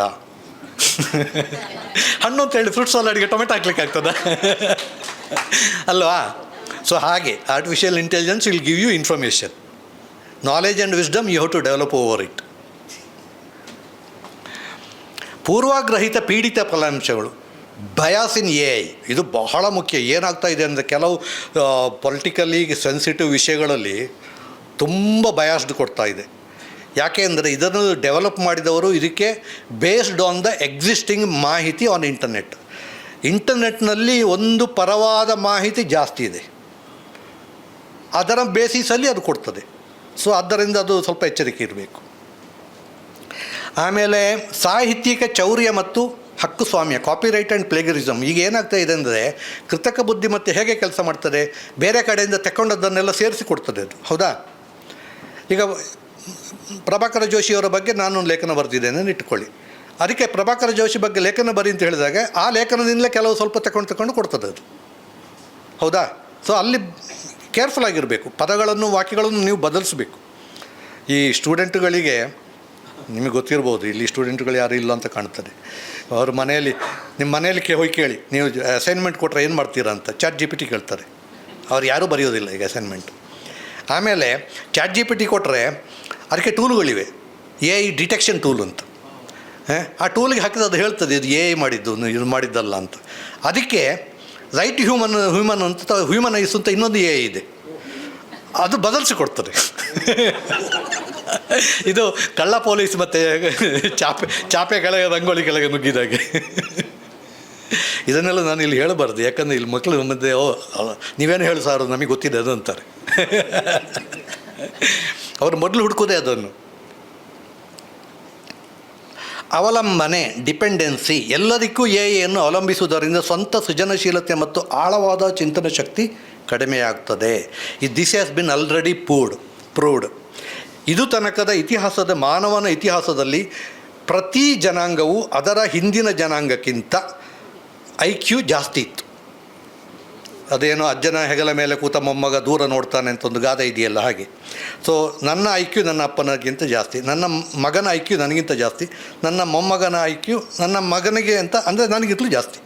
ಆದರೆ ಜೆನ್ಝಿಗೆ ಬಂದಾಗ, ಜೆನ್ಝಿ ಅಂದರೆ ಗೊತ್ತಲ್ಲ, ಈಗಿನ ಕಾಲದ್ದು, ಈ 2001 ನಂತರ ಹುಟ್ಟಿದವರು, ಅವರು ಜೆನ್ಝಿ ಅಂತಾರೆ. ಜೆಡ್ ನಾನು ಇಂಗ್ಲೀಷಿನ ಅಮೆರಿಕನ್ದಲ್ಲಿ ಜೆನ್ಝಿ ಆಗುತ್ತದೆ. ಜೆನ್ಝಿಗಳು IQ is lower than their parents, which is been A proved fact. ಅದಕ್ಕೆ ಕಾರಣ AI. ಅವರು ಆಲೋಚನೆ ಮಾಡೋದು, ಅಲ್ಲಿ ಕೂತಿದ್ದ ಇಲ್ಲಿ ಒಬ್ಬ ಇದ್ದಾನೆ ಜೆನ್ಝಿ, ಅವನು ಆಲೋಚನೆ ಮಾಡ್ತಿದ್ದಾನೆ. ಸೊ ನಿಮ್ಮ ಸ್ವಂತ ಆಲೋಚನೆಯನ್ನು ದಯವಿಟ್ಟು ಬೆಳೆಸ್ಕೊಳ್ಳಿ. Don't depend on AI if you want to be a good creative person. ನಿಮಗೆ ಒಂದು ರುಟೀನ್ ಕೆಲಸ ಮಾಡಿಕೊಡ್ಬೋದು, ಆದರೆ ಕ್ರಿಯೇಟಿವ್ ಕೆಲಸ ಆಗೋದಿಲ್ಲ. ಭಾವನಾತ್ಮಕ ವಿಶ್ಲೇಷಣೆ, ಸೆಂಟಿಮೆಂಟಲ್ ಅನಾಲಿಸಿಸ್, ಇದು ಒಂದು ನ್ಯಾಚುರಲ್ ಲ್ಯಾಂಗ್ವೇಜ್ ಪ್ರೊಸೆಸಿಂಗ್ನ ಒಂದು ವಿಭಾಗ. ಒಂದು ಪಠ್ಯದಲ್ಲಿರುವ ಲೇಖಕನ ಅಥವಾ ಜನರ ಮನಸ್ಥಿತಿಯನ್ನು, ಅಭಿಪ್ರಾಯವನ್ನು ಕೃತಕ ಬುದ್ಧಿಮತ್ತೆಯ ಮೂಲಕ ಗುರುತಿಸುವ ಪ್ರಕ್ರಿಯೆ. ಒಂದು ವಾಕ್ಯವು ಧನಾತ್ಮಕ, ಋಣಾತ್ಮಕ ಅಥವಾ ತಟಸ್ಥ ಆಗಿದೆ ಎಂದು ಹೇಳುತ್ತದೆ. ಕನ್ನಡ ಸಂಶೋಧನೆಯಲ್ಲಿ ಇದರ ಬಳಕೆ. ಸಾಹಿತ್ಯ ವಿಮರ್ಶೆ, ಒಂದು ಕಾದಂಬರಿಯ ವಿವಿಧ ಭಾಗಗಳಲ್ಲಿನ ಭಾವನೆಗಳ ಏರಿತೇಳಗಳನ್ನು, ಉದಾಹರಣೆಗೆ ಕರುಣಾರಸದಿಂದ ವೀರರಸಕ್ಕೆ ಬದಲಾವುದು, ಗ್ರಾಫ್ ಮೂಲಕ ತೋರಿಸುವುದು, ಅದೆಲ್ಲ ಮಾಡ್ಬೋದು. ಸಾಮಾಜಿಕ ಮಾಧ್ಯಮ ವಿಶ್ಲೇಷಣೆ, ಯಾರಾದರೂ ಫೇಸ್ಬುಕ್ನಲ್ಲಿ ಹಾಕುವ ಪೋಸ್ಟ್ಗಳನ್ನು ನೀವು AIಗೆ ಕೊಟ್ಟರೆ ಅದು ಅವರ ಭಾವನೆ ಯಾವ ಥರ ಇದೆ, ಅವರ ಮಾನಸಿಕ ಪರಿಸ್ಥಿತಿ ಯಾವ ಥರ ಇದೆ ಹೇಳ್ತದೆ. ಕೆಲವು ಸಲ ಇದು ತುಂಬ ಉಪಯೋಗವೂ ಆಗ್ತದೆ. ಆತ್ಮಹತ್ಯೆಗೆ ಪ್ರಯತ್ನ ಮಾಡಬಹುದು ಈ ವ್ಯಕ್ತಿ ಅಂತ ಅದು ಹೇಳ್ತದೆ. ತುಂಬ ಸೀರಿಯಸ್ ಆಗಿದೆ ಅದು, ಮಾಡ್ತಾ ಇದ್ದಾರೆ ಜನ ಕೂಡ. ಚಾರಿತ್ರಿಕ ಪತ್ರಗಳ ಅಧ್ಯಯನ, ಹಳೆಯ ಈಗ ಉದಾಹರಣೆಗೆ ನೆಹರು ಮಗಳಿಗೆ ಬರೆದ ಪತ್ರಗಳು ಪ್ರಖ್ಯಾತ ಇದೆಯಲ್ಲ, ಅವುಗಳನ್ನೆಲ್ಲ ಕೊಟ್ಟರೆ ಅವುಗಳಲ್ಲಿ ಅವರ ಭಾವನೆ ಯಾವುದಿತ್ತು ಅದೆಲ್ಲ ಅನಲೈಸ್ ಮಾಡಿಕೊಡ್ತದೆ. ಈಗ ನೋಡಿ ಇಲ್ಲಿ, ಇದು ಒಂದು ಪೋಸ್ಟು, ಇದು ಫೇಸ್ಬುಕ್ಕಲ್ಲಿತ್ತು, ಯಾರಿಗೆ ಬರೆದಿದ್ದು ಅಂತ ಕೇಳಬೇಡಿ, ನಾನು ಅದಕ್ಕೆ ಅದನ್ನು ಹೈಡ್ ಮಾಡಿದ್ದೇನೆ. ಇದು ಸ್ಕ್ರೀನ್ಶಾಟ್ ನೋಡಿ, ಭಾಳ ಕೆಟ್ಟದಾಗಿದೆ ಈ ಭಾಷೆ. ಇದನ್ನು ನಾನು ಜಮಿನಿ ಕೊಟ್ಟು ಇದನ್ನು ಸೆಂಟಿಮೆಂಟಲ್ ಅನಾಲಿಸಿಸ್ ಮಾಡು ಅಂತ ಹೇಳಿದೆ. ಅದು ಏನು ಹೇಳಿದೆ ನೋಡಿ. ಒಟ್ಟಾರೆ ಭಾವನೆ ಅತ್ಯಂತ ಋಣಾತ್ಮಕ, ಹೈಲಿ ನೆಗೆಟಿವ್, ಧಾಟಿ. ಈ ಸಂಭಾಷಣೆಯು ಆಕ್ರೋಶ, ನಿಂದನೆ ಮತ್ತು ದ್ವೇಷದಿಂದ ಕೂಡಿದೆ. ಇದನ್ನು ಹೇಟ್ ಸ್ಪೀಚ್ ಅಥವಾ ಸೈಬರ್ ಬುಲ್ಲಿಂಗ್ ಎಂದು ಕರೆಯಬಹುದು. ಪ್ರಮುಖ ಅಂಶಗಳ ವಿಶ್ಲೇಷಣೆ, ನಿಂದನಾತ್ಮಕ ಪದಗಳ ಬಳಕೆ ಜಾಸ್ತಿ ಇದೆ. ನಾಯಿ, ಮುಟ್ಟಾಳಿ, ಮೂರ್ಖಾಸಿನೋ, ಕಳ್ಳ, ಮರಲು. ನೋಡಿ ಗೂಗಲ್ ಜಮಿನಿ ಗೊತ್ತಿದೆ ಬೈಗಳು ಕೂಡ. ವ್ಯಕ್ತಿತ್ವ ನಿಂದನೆ, ಕನ್ನಡದಲ್ಲಿ ಅತ್ಯಂತ ಹೆಚ್ಚು ಬೈಗಳು ಇರುವಂಥ ಪುಸ್ತಕ ಯಾವುದು? ಬಹುಶಃ ಗೃಹಭಂಗವೇ ಇರ್ಬೋದೇನೋ ಅಲ್ಲ? ಕಿರಗುಳಿನ ಗೈಯಾಳಿಗಳ ಅದು ಚಿಕ್ಕದಲ್ಲ, ಗಾತ್ರ ಚಿಕ್ಕದು. ಸೊ ಇದು ಜಾಸ್ತಿ ದೊಡ್ಡದಿದೆ. ಅದು ಜಮೀನಿ ಕೇಳಿದ ಅದು ಹೇಳ್ತಾರೆ, ಬೇಕಿದೆ ಪಟ್ಟಿ ಕೊಡ್ತಾರೆ, ಒಂದಿಷ್ಟು ಬೈಗೊಳಗಳ ಪಟ್ಟಿ ಕೊಡುವಂತೆ. ನೀವು ಅದು ನಿಮಗೆ ಗೊತ್ತಿಲ್ಲದ್ದು ಅದು ಕೊಟ್ಟದ್ದನ್ನು ಮತ್ತೆ ಬಳಸ್ಬೋದು ನೀವು. ವ್ಯಕ್ತಿತ್ವ ನಿಂದನೆ, ಕ್ಯಾರೆಕ್ಟರ್ ಅಸಾಸಿನೇಷನ್. ಸೊ ಸಾಮಾಜಿಕ ನೈತಿಕತೆ ಹೆಸರಿನಲ್ಲಿ ಟೀಕೆ, ಇಂಥದ್ದೆಲ್ಲ ಅದು ಅನಾಲಸೈಸ್ ಮಾಡಿ ಕೊಟ್ಟಿದ್ದು. ಇದು ಯಾವುದು ನಾನು ಬರೆದಿದ್ದಲ್ಲ. ಲೇಖಕರ ಶೈಲಿ ಪತ್ತೆ, ಆಥರ್ ಡಿಟೆಕ್ಷನ್. ಒಬ್ಬ ಲೇಖಕನ ಇನ್ನು ಎರಡೇ ವಿಷಯ ಇರೋದು, ಒಂದು ಲೇಖಕರ ಪತ್ತೆ, ಇನ್ನೊಂದು ಪ್ಲೇಗರಿಸಮ್. ಅಲ್ಲಿಗೆ ಮುಗೀತು ನನ್ನ ಟಾಕು. ಇನ್ನೂ 8 ನಿಮಿಷ ಇದೆ. ಒಬ್ಬ ಲೇಖಕನ ಬರವಣಿಗೆಯ ವಿಶಿಷ್ಟ ಶೈಲಿಯನ್ನು ವಿಶ್ಲೇಷಿಸಿ ಅನಾಮಧೇಯ ಅಥವಾ ಸಂಶಯಾಸ್ಪದ ಲೇಖನವನ್ನು ಬರೆದವರು ಯಾರು ಎಂದು ಪತ್ತೆ ಹಚ್ಚುವುದು. ದತ್ತಾಂಶ ಸಂಗ್ರಹಣೆ ಅಂದರೆ ಲೇಖಕ 1 ಮತ್ತು ಲೇಖಕ 2ರ ವಿವಿಧ ಲೇಖನಗಳ ಸಂಗ್ರಹ. ಭಾಷಾ ಮಾಡೆಲಿಂಗ್, ಲ್ಯಾಂಗ್ವೇಜ್ ಮಾಡೆಲಿಂಗ್ ಅಂತಾರೆ. ನಾನು ಇವಾಗಲೇ ಹೇಳಿದೆ ಒಬ್ಬೊಬ್ಬರ ಲೇಖಕರ ಶೈಲಿ. ಈಗ ಉದಾಹರಣೆಗೆ ನಿಮಗೆ ಲೇಖಕರ ಹೆಸರು ಹೇಳದೆ, ಲೇಖಕರು ಯಾವುದು ಅಂತ ಹೇಳದೆ ಪುಸ್ತಕವನ್ನು ಕೊಟ್ಟರೆ, ಅಥವಾ ಮೊದಲಿನ ಪುಟಗಳನ್ನೆಲ್ಲ ಹರಿದು ಅಲ್ಲಿಂದಲೇ ಶುರು ಮಾಡಿಕೊಟ್ರೆ, ತುಂಬ ವರ್ಷದಿಂದ ಕಾದಂಬರಿಗಳನ್ನು, ಪುಸ್ತಕಗಳನ್ನು, ಎಲ್ಲ ನಮೂನೆ ಪುಸ್ತಕಗಳನ್ನು ದಿನ ಓದಿ ಸಾವಿರಾರು ಪುಸ್ತಕಗಳನ್ನು ಓದುವವರಿಗೆ ಒಂದು ಮಟ್ಟಿಗೆ ಗೊತ್ತಾಗ್ತದೆ ಶೈಲಿಯಲ್ಲಿ. ಉದಾಹರಣೆಗೆ ನೀವು ಪೂರ್ಣಚಂದ್ರ ತೇಜಸ್ವಿಯವರ ಪುಸ್ತಕ ಕೊಟ್ಟರೆ ಅದು ಅವರದ್ದು ಅಂತ ಯಾರು ಬೇಕಾದ್ರೂ ಹೇಳ್ಬೋದು, ಅವರ ಶೈಲಿ ಗೊತ್ತಾಗ್ತದೆ. ಮತ್ತು BGL ಸ್ವಾಮಿಯವ್ರದ್ದು ವಿಜ್ಞಾನ ಲೇಖನ. ಸೊ ಅದು ಗೊತ್ತಾಗ್ತದೆ. ಆದರೆ ಇದನ್ನು ಈಗ ನಾವು ಕಂಪ್ಯೂಟರ್ ಮೂಲಕ ಮಾಡ್ಬೋದು. ಲ್ಯಾಂಗ್ವೇಜ್ ಮಾಡೆಲಿಂಗ್ ಅಂತಾರೆ. ಕೆಲವರು ಬಳಸುವ ಪದಗಳು, ಉದಾಹರಣೆಗೆ ಯಶವಂತ್ ಚಿತ್ತಾಲರವರಿಗೆ ಒಂದು ಪಾಪ್ಯುಲರ್ ಪದ ಇದೆ ಬಾನಗಡಿ ಅಂತ. ನೀವು ಅದನ್ನು ನಾನು ಬೇರೆ ಯಾರ ಕಾದಂಬರಿಯಲ್ಲಿ ಓದಿಲ್ಲ, ಬಾನಗಡಿ ಅಂತ. ಮತ್ತು ಇನ್ನೊಂದು ಪದ ಅಪ್ಪಂತವನು, ಇಂಥದ್ದೆಲ್ಲ ಯಶವಂತ್ ಚಿತ್ತಾಲರು ಬಳಸ್ತಿದ್ದರು. ಯಶವಂತ್ ಚಿತ್ತಾಲ ಗೊತ್ತಲ್ಲ ಎಲ್ರಿಗೂ? ನಾನು ತುಂಬ ಪುಸ್ತಕ ಓದಿದ್ದೀನಿ, ಒಂದೆರಡಲ್ಲ. ಯಶವಂತ್ ಚಿತ್ತಾಲರು ಹೌದು, ತುಂಬ ಪ್ರಖ್ಯಾತವಾದ್ದು ಇತ್ತಲ್ಲ ಅದು. 3 ದಾರಿಗಳು, ಛೇದ, ಆಟ, ಪುರುಷೋತ್ತಮ, ಮತ್ತು ಇರಲಿ ಬಿಡಿ, ಹೆಸರು ಅಷ್ಟು ಮುಖ್ಯ ಅಲ್ಲ. ಇದು N-ಗ್ರಾಮ್ ಮಾಡೆಲಿಂಗ್ ಅಂತಾರೆ. ಒಂದು ಲೇಖನದಲ್ಲಿ 2 ಗ್ರಾಮ್ ಬೈಗ್ರಾಮ್ ಅಂದರೆ 2 ಪದಗಳು ಒಟ್ಟಿಗೆ ಬಂದಾಗ ಯಾವ ಪದಗಳನ್ನು ಹೆಚ್ಚು ಬಳಸ್ತಾರೆ. ಟ್ರೈಗ್ರಾಮ್ ಅಂದರೆ 3 ಪದಗಳು 3 ಪದಗಳನ್ನು ತಗೊಂಡಾಗ ಯಾವ ಪದಗಳು ಒಟ್ಟಿಗೆ ಬರ್ತದೆ ಅಂತ. ಅದು ಮಾಡೆಲಿಂಗ್. ಈಗ ಒಬ್ಬ ಲೇಖಕ, ಇನ್ನೊಂದು ಜೆನ್ಸನ್ ಶ್ಯಾನನ್ ಮಾಡೆಲ್ ಅಂತ, ಇಬ್ಬರು ಲೇಖಕರ ಬರವಣಿಗೆಯ ನಡುವಿನ ಗಣಿತದ ಅಂತರವನ್ನು ಅಳೆಯೋದು. ಈ ಜೆನ್ಸನ್ ಶ್ಯಾನನ್ ಮಾಡೆಲ್ ಬಗ್ಗೆ ಇಲ್ಲಿದೆ, ಇದನ್ನು ತಲೆ ಕೆಡಿಸ್ಕೋಬೇಡಿ. ಇದರಲ್ಲಿ ಏನು ಸರಳವಾಗಿ ಹೇಳೋದಾದರೆ 0 ಮತ್ತು ಅದು ಪ್ರೋಗ್ರಾಮ್, ಇದು ಪೈಥಾನ್ ಪ್ರೋಗ್ರಾಮಲ್ಲಿ ನಾನು ಮಾಡಿದ್ದೇನೆ ಇದನ್ನು. ಅದು ಏನು ಹೇಳ್ತದೆ, 0 ಬಂದರೆ ಅದು ಅದೇ ಲೇಖಕ, ಪರ್ಫೆಕ್ಟ್ 100% ಮ್ಯಾಚ್. 1 ಬಂದರೆ ಟೋಟಲಿ ಡಿಫರೆಂಟ್ ಅಂತ. 0 ಮತ್ತು 1ರ ಮಧ್ಯೆ ಬಂದರೆ ಜೆನ್ಸನ್ ಶ್ಯಾನನ್ ನಂಬರು, 0ಗೆ ಹತ್ತಿರ ಬಂದರೆ ಅದು ಅವನೇ ಅಂತ. ಈಗ ನಾನು ಇದಕ್ಕೆ ಉದಾಹರಣೆ ಡೆಮೋ ಕೊಡ್ತೇನೆ. ನಾನಿಲ್ಲಿ ರನ್ ಮಾಡೋದಿಲ್ಲ ಪ್ರೋಗ್ರಾಮು, ತೋರಿಸ್ತೇನೆ. Author A, author B comparison. Okay, author style, author 1, author 2. Jensen ಶ್ಯಾನನ್ number ಇಲ್ಲಿದೆ ನೋಡಿ. ಜೆನ್ಸನ್ ಶ್ಯಾನನ್ ನಂಬರ್ 061632, 006, ಅಂದರೆ ಆಲ್ಮೋಸ್ಟ್ ಅದೇ ವ್ಯಕ್ತಿ ಅಂತ ಆಯ್ತದು. ಹೌದಾ? ಇಲ್ಲಿ ಏನಾಗಿದೆ ಅಂದರೆ, ಒಬ್ಬ ಲೇಖಕ ಇನ್ನೊಂದು ಹೆಸರಿನಲ್ಲಿ ಲೇಖನ ಬರೀತಾರೆ. ಇದು ಪತ್ರಿಕೆ ಸಂಪಾದಕರು ಮಾಡುವ ಕೆಲಸ ಹೆಚ್ಚಾಗಿ, ನಿಮಗೆ ಗೊತ್ತಿರ್ಬೋದು. ಅವರ ಪತ್ರಿಕೆಯಲ್ಲಿ ಬೇರೆಯವರ ಹೆಸರಲ್ಲಿ ಬರೀತಾರೆ. ಇದು ಬಹಳ ಕಾಮನ್. ಇದು ಹೊಸ್ತೇನಲ್ಲ, ಪಾವೆಮ್ ಕಾಲದಲ್ಲೇ ಮಾಡ್ತಾಯಿದ್ದು. ಪಾವೆಮ್ PV ಆಚಾರ್ಯ, ಪಾಡಿಗಾರ ವೆಂಕಟರಮಣ ಆಚಾರ್ಯ, ಲಾಂಗೋಲ್ ಆಚಾರ್ಯ ಅಂತೆಲ್ಲ ಹೆಸರಲ್ಲಿ ಬೇರೆ ಹೆಸರಲ್ಲಿ ಬರಿತಾಯಿದ್ರು. ಯಾರೋ ಹೇಳ್ತಾಯಿದ್ದು ಅವರು 7 ಶೈಲಿಯಲ್ಲಿ ಬರಿತಿದ್ದರು ಅಂತ. ಅವರ ಲಾಂಗೋಲ್ ಆಚಾರ್ಯ ನನಗೆ ಭಾಳ ಇಷ್ಟ. ಅದು ಗೊರಕೆ, ಸೊಳ್ಳೆ, ಅದು ಸೊಳ್ಳೆ ಇದಕ್ಕೇನು ಮಶಕ ಪುರಾಣ ಅಂತ ಏನೋ ಬರೆದಿದ್ದಲ್ಲ, ನನ್ನ ನೆನಪಿಲ್ಲ. ಓದ್ತಿದ್ದೆ ನಾನು. ಕಸ್ತೂರಿ 18 ವರ್ಷ ಅವರು ಸಂಪಾದಕರಾಗಿದ್ದಾಗ ಅಷ್ಟು ಓದಿದ್ದೀನಿ. ಅವರ ಪದಾರ್ಥ ಚಿಂತಾಮಣಿ ನನಗೆ ಭಾಳ ಇಷ್ಟ. ಅದರಿಂದಾಗಿ ನನ್ನ ಕನ್ನಡ ಪದಗಳ ಜ್ಞಾನ ಅಷ್ಟು ಚೆನ್ನಾಗಿರೋದು. ವಿಷಯ ಅದಲ್ಲ. ಏನಂದರೆ ಅವರು ಬೇರೆ ಹೆಸರಲ್ಲಿ ಬರೀತಾಯಿದ್ರು. ಅದೇ ರೀತಿ ಇತ್ತೀಚೆಗೆ ಯಾರೋ ಒಬ್ಬರು ಲೇಖಕರು, ಸಂಪಾದಕರು ಅವರದೇ ಪತ್ರಿಕೆಯಲ್ಲಿ ಇನ್ನೊಂದು ಹೆಸರಲ್ಲಿ ಬರೀತಾರೆ. ನಾನು ಎರಡನ್ನೂ ಕಂಪ್ಯೂಟ್ರಿಗೆ ಕೊಟ್ಟು ಅನಲೈಸ್ ಮಾಡಿ ಅದು ಬೈಗ್ರಾಮ್ N-ಗ್ರಾಮ್ ಟೋಡ್ ನೋಡಿ, ಎರಡು ಪದಗಳು. ಉದಾಹರಣೆಗೆ ಒಂದು ವೇಳೆ ಅನ್ನೋದು ಆಥರ್ A 18 ಸಲ ಬಳಸಿದ್ದಾರೆ, ಆಥರ್ B 15 ಸಲ ಬಳಸಿದ್ದಾರೆ ಒಂದು ವೇಳೆ ಅನ್ನೋದನ್ನು. ಅದೇ ಥರ ಅಮಿತ್ ಶಾ ಅನ್ನೋದು ಇವರು ಒಂದೇ ಸಲ, ಇವರು 11 ಸಲ ಬಳಸಿದ್ದಾರೆ. ಅವರು ಇಲ್ಲಿ 6 ಸಲ, ಇವರು 8 ಸಲ. ಅದು ಬೈಗ್ರಾಮ್ ಮಾಡೆಲ್. ಟ್ರೈಗ್ರಾಮ್ ಮಾಡೆಲು ಇಲ್ಲಿ ನೋಡಿ,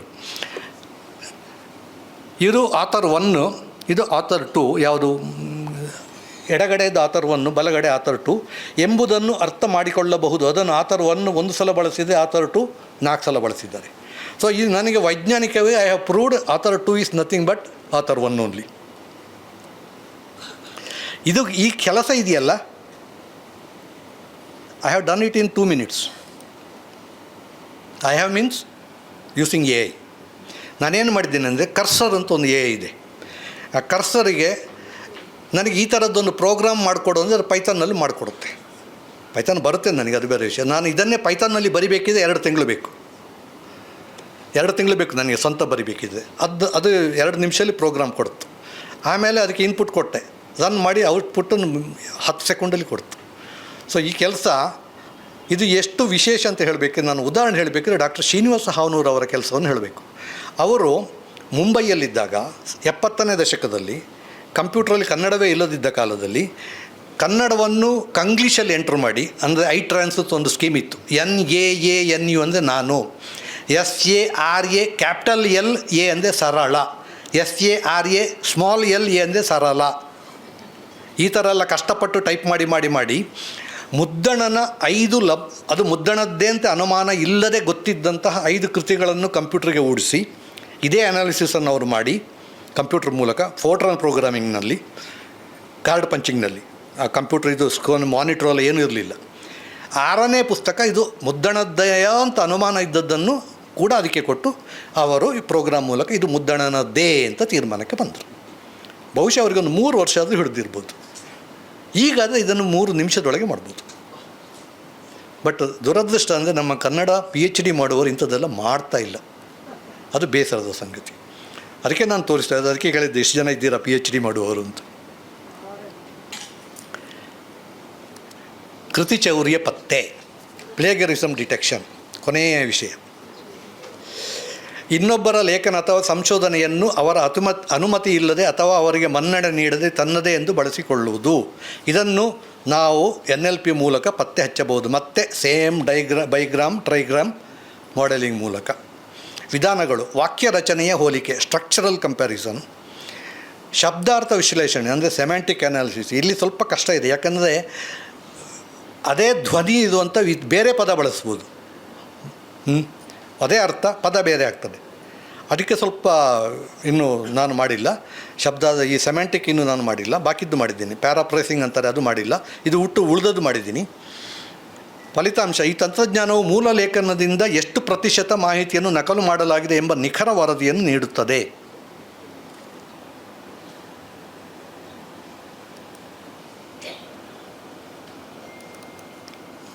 ಇದು ನೋಡಿ, ಸೋರ್ಸ್ ಆ್ಯಂಡ್ ಟಾರ್ಗೆಟು. ಟಾರ್ಗೆಟ್ ಯಾವುದು ಅಂತ ಹೇಳ್ತಾ ಇಲ್ಲ ನಾನು ಇಲ್ಲಿ. ಸೋರ್ಸಲ್ಲಿ 1388 ವಾಕ್ಯಗಳಿವೆ, ಟಾರ್ಗೆಟಲ್ಲಿ 219 ವಾಕ್ಯಗಳಿವೆ.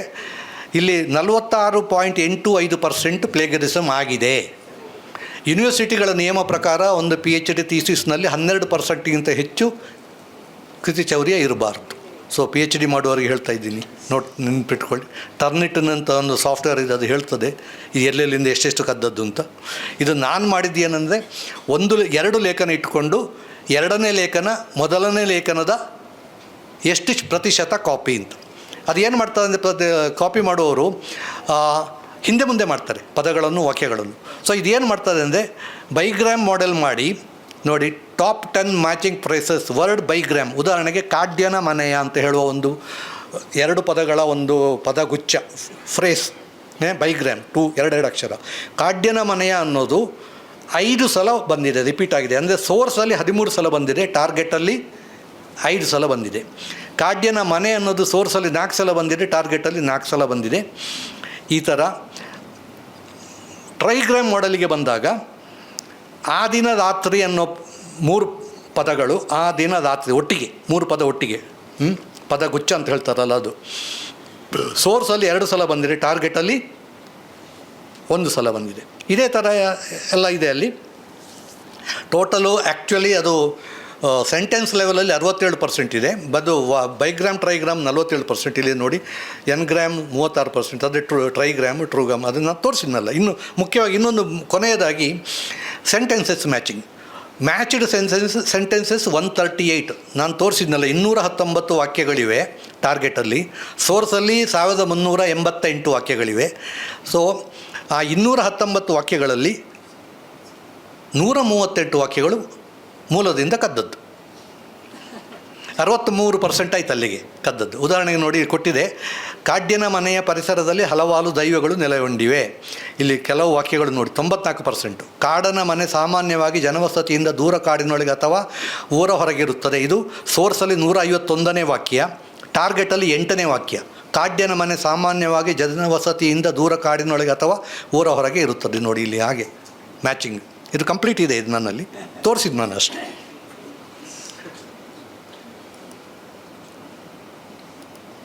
ಸೊ ಈಗ ಇದು ಮುಗಿಯಿತು. ಸೊ ಕೃತಿಚರ್ಯವನ್ನು ಪತ್ತೆ ಹಚ್ಚುವಂತಹ ಇದು ನಾನು ಕರ್ಸರ್ ಅಂತ ಹೇಳಿದ್ನಲ್ಲ AI, ಆ ಕರ್ಸರ್ AIಗೆ ಹೇಳಿದ್ದೆ ಈ ಥರ ನನಗೊಂದು ಪ್ರೋಗ್ರಾಮ್ ಮಾಡಿಕೊಡು ಅಂತ. ಅದು ಮಾಡಿಕೊಡ್ತು. ನನಗೆ ಪೈಥಾನ್ ಬರುತ್ತೆ, ಅದೇನೇನು ತೊಂದರೆ ಇಲ್ಲ. ಅದು ಪ್ರೋಗ್ರಾಮ್ ಐ ಕ್ಯಾನ್ ಗೊತ್ತರು ಅದು ಏನು ಮಾಡಿದೆ ಅಂತ. ಮಾಡಿಬಿಟ್ಟು ಅದನ್ನು ನೋಡಿಬಿಟ್ಟು ಅದನ್ನು ಬೇಕಿದ್ದಾಗ ಚೂರು ಬದಲಾವಣೆ ಮಾಡಿ ಅದರಲ್ಲಿ ರನ್ ಅಂತೇಳಿ ನಾನು ಪೈಥಾನ್ ಇನ್ಸ್ಟಾಲ್ ಮಾಡಿದ್ದೀನಿ. ಪೈಥಾನ್ ರನ್ ಮಾಡಿ ಅದನ್ನು ಸ್ವಲ್ಪ ಟೆಕ್ನಿಕಲಾಗಿ ಹೇಳ್ತಾ ಇರೋದು ಅಗತ್ಯ ಇಲ್ಲ. ಈಗ ಏನಾಗಿದೆ ಅಂದರೆ, ಅಯ್ಯೋ ನಾವು PhD ಮಾಡುವವರು, ನಾವು ಕನ್ನಡ PhD ಮಾಡೋದು, ನನಗೆ ಪೈಥಾನ್ ಗೊತ್ತಿಲ್ಲಪ್ಪ, ಅದು ಗೊತ್ತಿಲ್ಲಪ್ಪ, ಇದು ಗೊತ್ತಿಲ್ಲಪ್ಪ, ಇವನೇನೋ ತೋರಿಸಿದನ್ನು ಚಿಂತೆ ಮಾಡಬೇಡಿ. AIಗೆ ಹೇಳಿ ಅದು ಎಲ್ಲವೂ ಅದೇ ಮಾಡಿಕೊಡುತ್ತೆ. ಅದನ್ನು ಹೇಗೆ ಪರೀಕ್ಷೆ ಮಾಡೋದು, ಅದು ಕೊಡ್ತಲ್ಲ ಸರಿಯಾ ತಪ್ಪು ಅಂತ ಗೊತ್ತಾಗೋದು ಹೇಗೆ? ಅದಕ್ಕೆ ಹೆಸರು ಟೆಸ್ಟ್ ಕೇಸ್ ಅಂತ ಸಾಫ್ಟ್ವೇರ್ ಭಾಷೆಯಲ್ಲಿ. ನಾನೇನು ಮಾಡಿದ್ದೀನಿ, ನನ್ನದೇ 2 ಲೇಖನ ಕೊಟ್ಟೆ ಮೊದಲು. ಅದು ಹೇಳ್ತದೆ ಇದು 100% ಮ್ಯಾಚ್ ಇದೆ, ಇವನೇ ಅಂತ. ಆಮೇಲೆ ನನ್ನ ಒಂದು ಲೇಖನಕ್ಕೂ ಮತ್ತು ಇನ್ನೊಂದು ವಿಶೇಷ ಭಟ್ರ ಲೇಖನೂ ಕೊಟ್ಟೆ. ಇದನ್ನು ಹೇಳು ಪ್ಲೇಗರಿಸಮ್, ಇದು 0 ಅಂತ ಹೇಳ್ತು. ಯಾಕಂದರೆ ಅವರ ಲೇಖನ ನಾನೇನು ತೆಗೆದಿಲ್ಲ, ನನ್ನ ಲೇಖನದ ಅವರೇನು ತೆಗೆದಿಲ್ಲ, 0 ಅಂತ ಹೇಳ್ತು. ಮತ್ತು ಈ 2 ಲೇಖನ ಕೊಟ್ಟೆ, ಅದು 63% ಕಾಪಿ ಅಂತ ಹೇಳ್ತು. ಹಾಗೆ ಸೊ ಹಾಗೆ ಟೆಸ್ಟ್ ಕೇಸ್ ಡಿಸೈನ್ ಮಾಡ್ಕೋಬೇಕು ನೀವು ಮಾಡುವವರು, ಅಷ್ಟಿದ್ದರೆ ಆಯಿತು.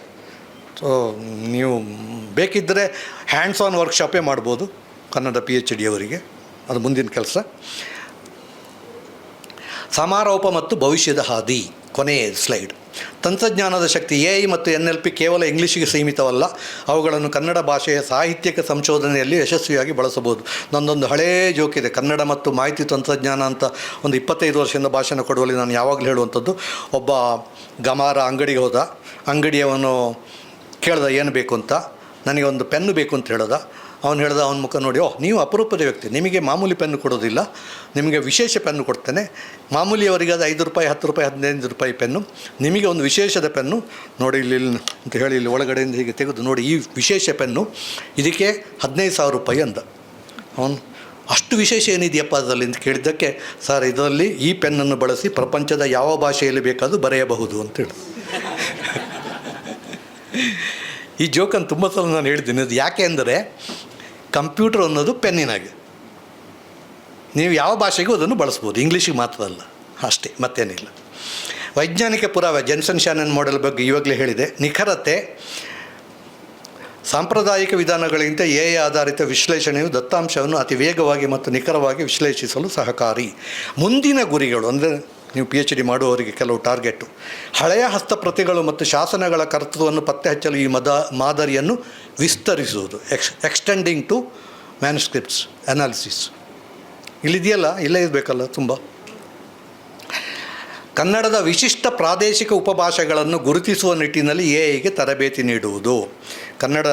ಕರ್ನಾಟಕದಲ್ಲಿ ಹಲವು ಉಪಭಾಷೆಗಳಿವೆ, ಗೊತ್ತಿರ್ಬೋದು. ಅರೆಭಾಷೆ, ಧಾರವಾಡ ಕನ್ನಡ, ಸಂಕೇತಿ, ಹವ್ಯಕ, ಬ್ಯಾರಿ, ತುಳು, ಕೊಂಕಣಿ, ಬೇಕಾದಷ್ಟು ಭಾಷೆಗಳಿವೆ. ತುಳು ಕೊಂಕಣಿ ಇವಾಗಲೇ ಯುನಿಕೋಡಲ್ಲಿದೆ.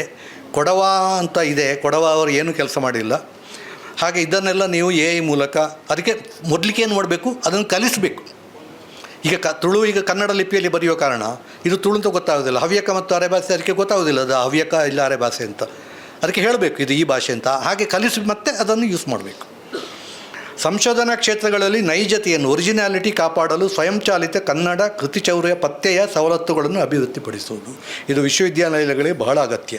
ಯಾಕಂದರೆ PhD ಥೀಸಿಸ್ ಬಂದಾಗ ಇದು ಯಾರದ್ದು, ಎಲ್ಲಿಂದ ಕದ್ದದ್ದು ಅಂತದ್ದು. ಏನಾಗಿದೆ ಅಂದರೆ, ಇಂಗ್ಲೀಷಿನ ಮಾಹಿತಿ ಎಲ್ಲವೂ ಇಂಟರ್ನೆಟ್ನಲ್ಲಿದೆ, ಕನ್ನಡದ ಮಾಹಿತಿ ಎಲ್ಲ. ಈಗ PhD ಥೀಸಿಸ್ಗಳು ಇಂಟರ್ನೆಟ್ನಲ್ಲಿ ಇಲ್ಲ. ಶೋಧಗಂಗಾ ಅಂತ ಒಂದು ವೆಬ್ಸೈಟ್ ಇದೆ, ಅದರಲ್ಲಿ 2000 ಚಿಲ್ಲರೆ PhD ಥೀಸಿಸ್ಗಳಿವೆ. ಆದರೆ ಅದು PDF ರೂಪದಲ್ಲಿದೆ, ಪಠ್ಯ ರೂಪದಲ್ಲಿಲ್ಲ.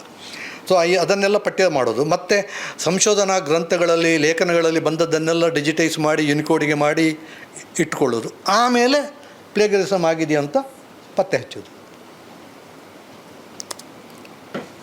ಇದು ನನ್ನ ಸಂಪರ್ಕ, pavanaja@gmail.com. ನೆನಪಿಟ್ಕೊಳ್ಳಿ, ಬೇಕಿದ್ದವರು ಬರ್ಕೊಳ್ಳಿ.